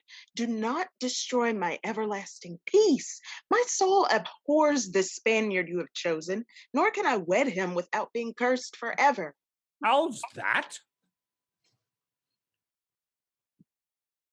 Let this posture move your tender nature. Isabinda kneels before her father.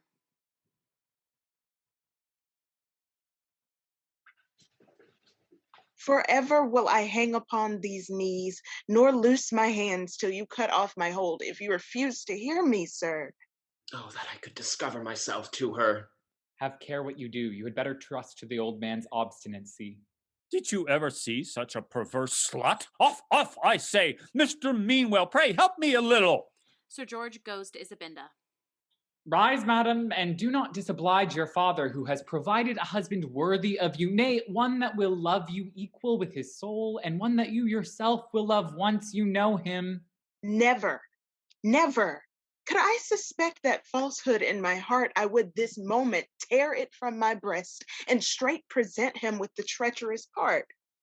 Oh, my charming, faithful dear. Falsehood? Why, who the devil are you in love with, Isabinda? Huh? Don't provoke me now, or by St. Iago, I shall beat you, hussy! Heaven forbid, for I shall infallibly discover myself if he should. Have patience, madam, and look upon my friend. Why will you prepossess yourself against a man that is master of all the charms you would desire in a husband? Aye, look at him, Isabinda. Senor, Pasivina Adelante. My heart bleeds to see her grieve, whom I imagined would with joy receive me. Signora, obligue mi vuestra merced de su mano. Sir Gellis tries to pull up Isabinda's head. Hold up your head, hussy, and look at him. Is there a properer, handsomer, better-shaped fellow in England? Ha! See, the stubborn baggage shuts her eyes. By St. Iago, I have a good mind to beat them out. Do it then, sir. Kill me instantly. 'Tis much the kinder action of the two, for 'twill be worse than death to be married to him. Sir Gellis, you are too passionate. Give me my leave. I'll try by gentle words to work the young lady to your purpose. Pray do, Mr. Meanwell. She'll break my heart. There is in that girl a set of jewels of the value of 3,000 pounds, which were her mother's, and a paper wherein I have settled one half of my estate upon her now, and the whole when I die. But only provided she marries this gentleman, or else, by St. Iago, I'll turn her out of doors to beg or starve. Tell her this, Mr. Meanwell, pray do. Sir Gellis walks off. Come, madam, do not blindly cast your life away just in the moment you would wish to have it. Pray, cease your trouble, sir. I have no wish but sudden death to free me from this hated Spaniard. If you are his friend, inform him of what I say. My heart is given to another youth, whom I love with the same strength of passion that I hate this Don Diego. And if I am forced to wed him, my own hand shall cut the Gordian knot. Suppose the Spaniard which you strive to shun would be the very man to whom you'd fly? What? Would you not blame your rash result and curse those eyes that would not look on Charles? On Charles? Oh, you have inspired new life and collected every wandering sense. Where is he? Let me fly into his arms. Hold. Sdeath, madam, you'll ruin all. Your father believes him to be Signor Babinetto. You must seem to consent with reluctance, or you are undone. Sir George runs to retrieve Sir Gellis as Isabinda finally looks up at Charles. Her eyes declare she knows me. Sir Gellis, your daughter begins to hear reason, sir. The fear of being turned out of doors has done it. Speak gently to her, and I'm sure she'll yield. I see it in her face. Well, Isabinda, can you refuse to bless a father whose only care is to make you happy? Come, wipe thy tears. Nay, prithee do, or thou wilt break thy father's heart. Do not weep, sir. Your tears are like a poniard to my soul. Do with me what you please. I am all obedience. Then thou art my child again. 'Tis done! And now, friend, the day's thy own. The happiest of my life, if nothing intervene. And wilt thou love him? I will endeavor it, sir.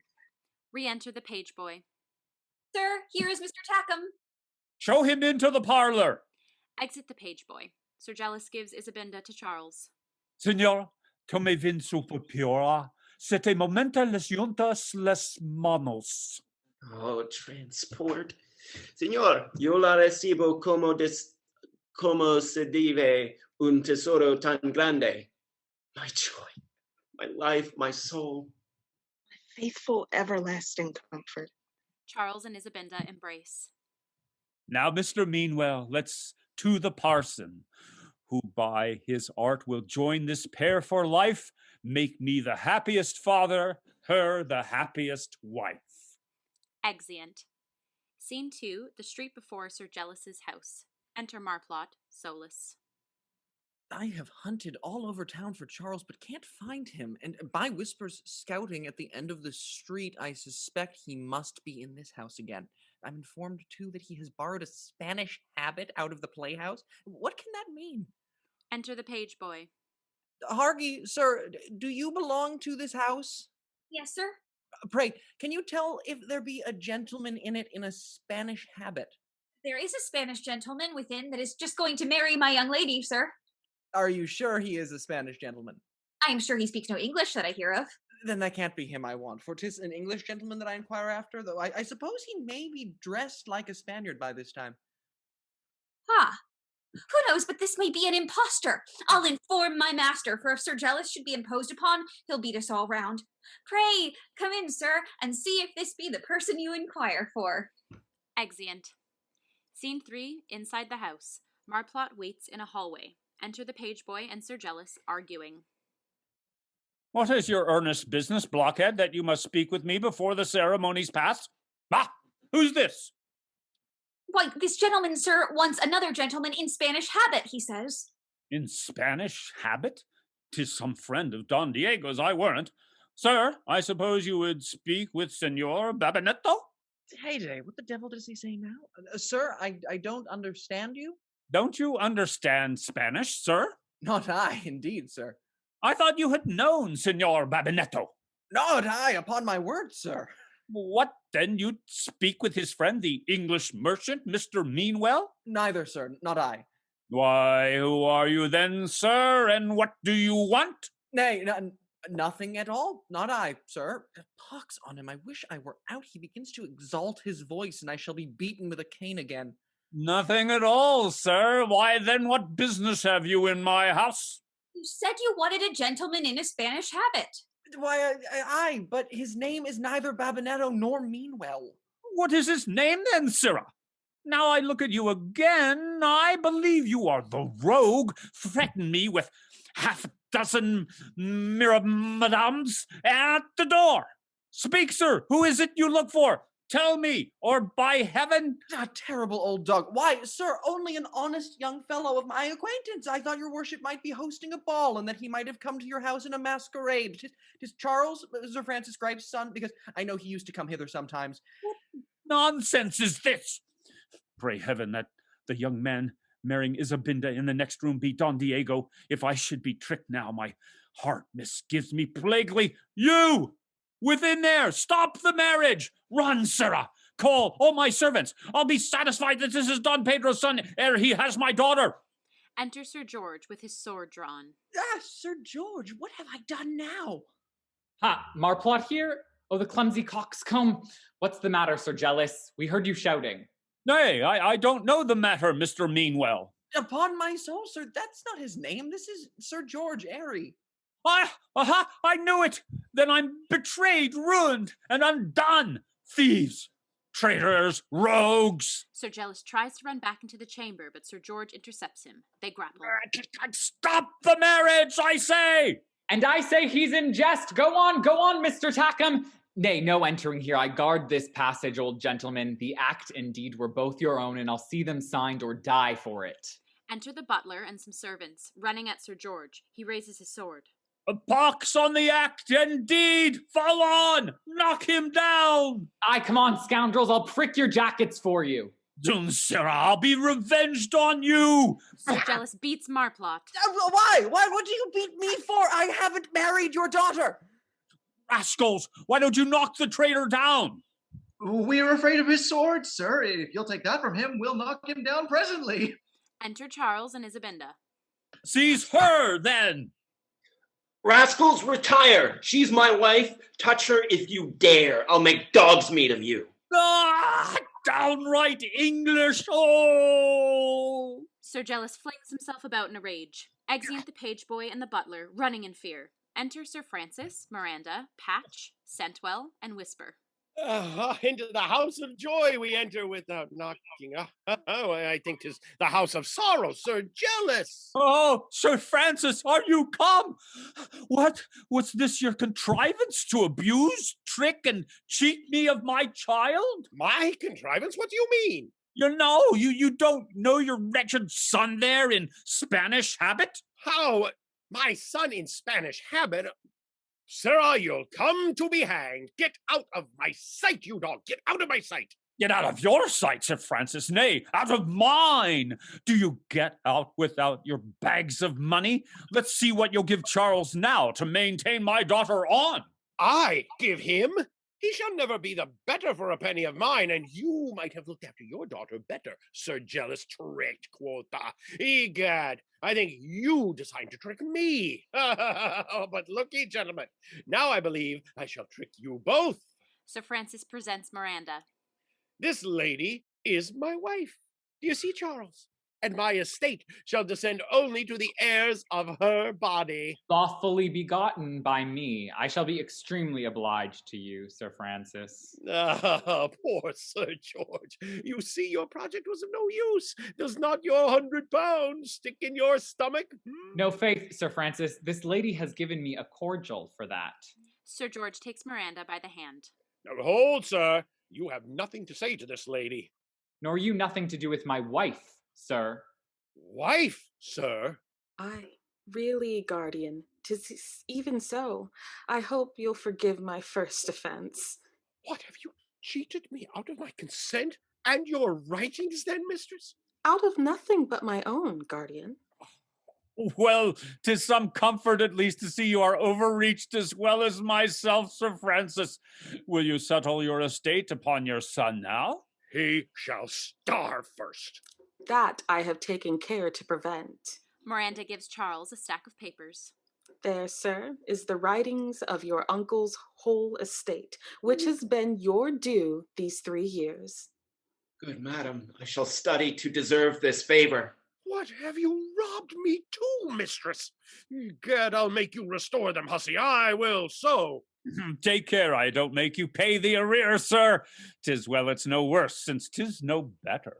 Come, young man, seeing thou hast outwitted me, take my daughter and bless you both. Charles and Isabinda make curtsy to Sir Gellis. Then Charles goes to kneel before Sir Francis. I hope, sir, you'll bestow your blessing too. 'Tis all that I ask. You all. Exit Sir Francis. Mercy upon us, how angry he looks. Never mind his curses, Charles. Thou wilt thrive, not one jot the worse for them. Since your dear father-in-law is reconciled, we are all made happy. 'Tis true. I always loved precaution and took care to avoid dangers. But when a thing was past, I ever had philosophy to be easy. Which is the true sign of a great soul, Sir Gellis. Upon my honor, I love your daughter, and she me, and you shall have no reason to repent her choice. You will not blame me, sir, for loving my own country best. So, here's everybody happy, I find. But poor Mr. Pillgarlic. I wonder what satisfaction I shall have for being cuffed, kicked, and beaten in your service. I have been a little too familiar with you, sir, as things are fallen out, but since there's no help for it, you must forgive me.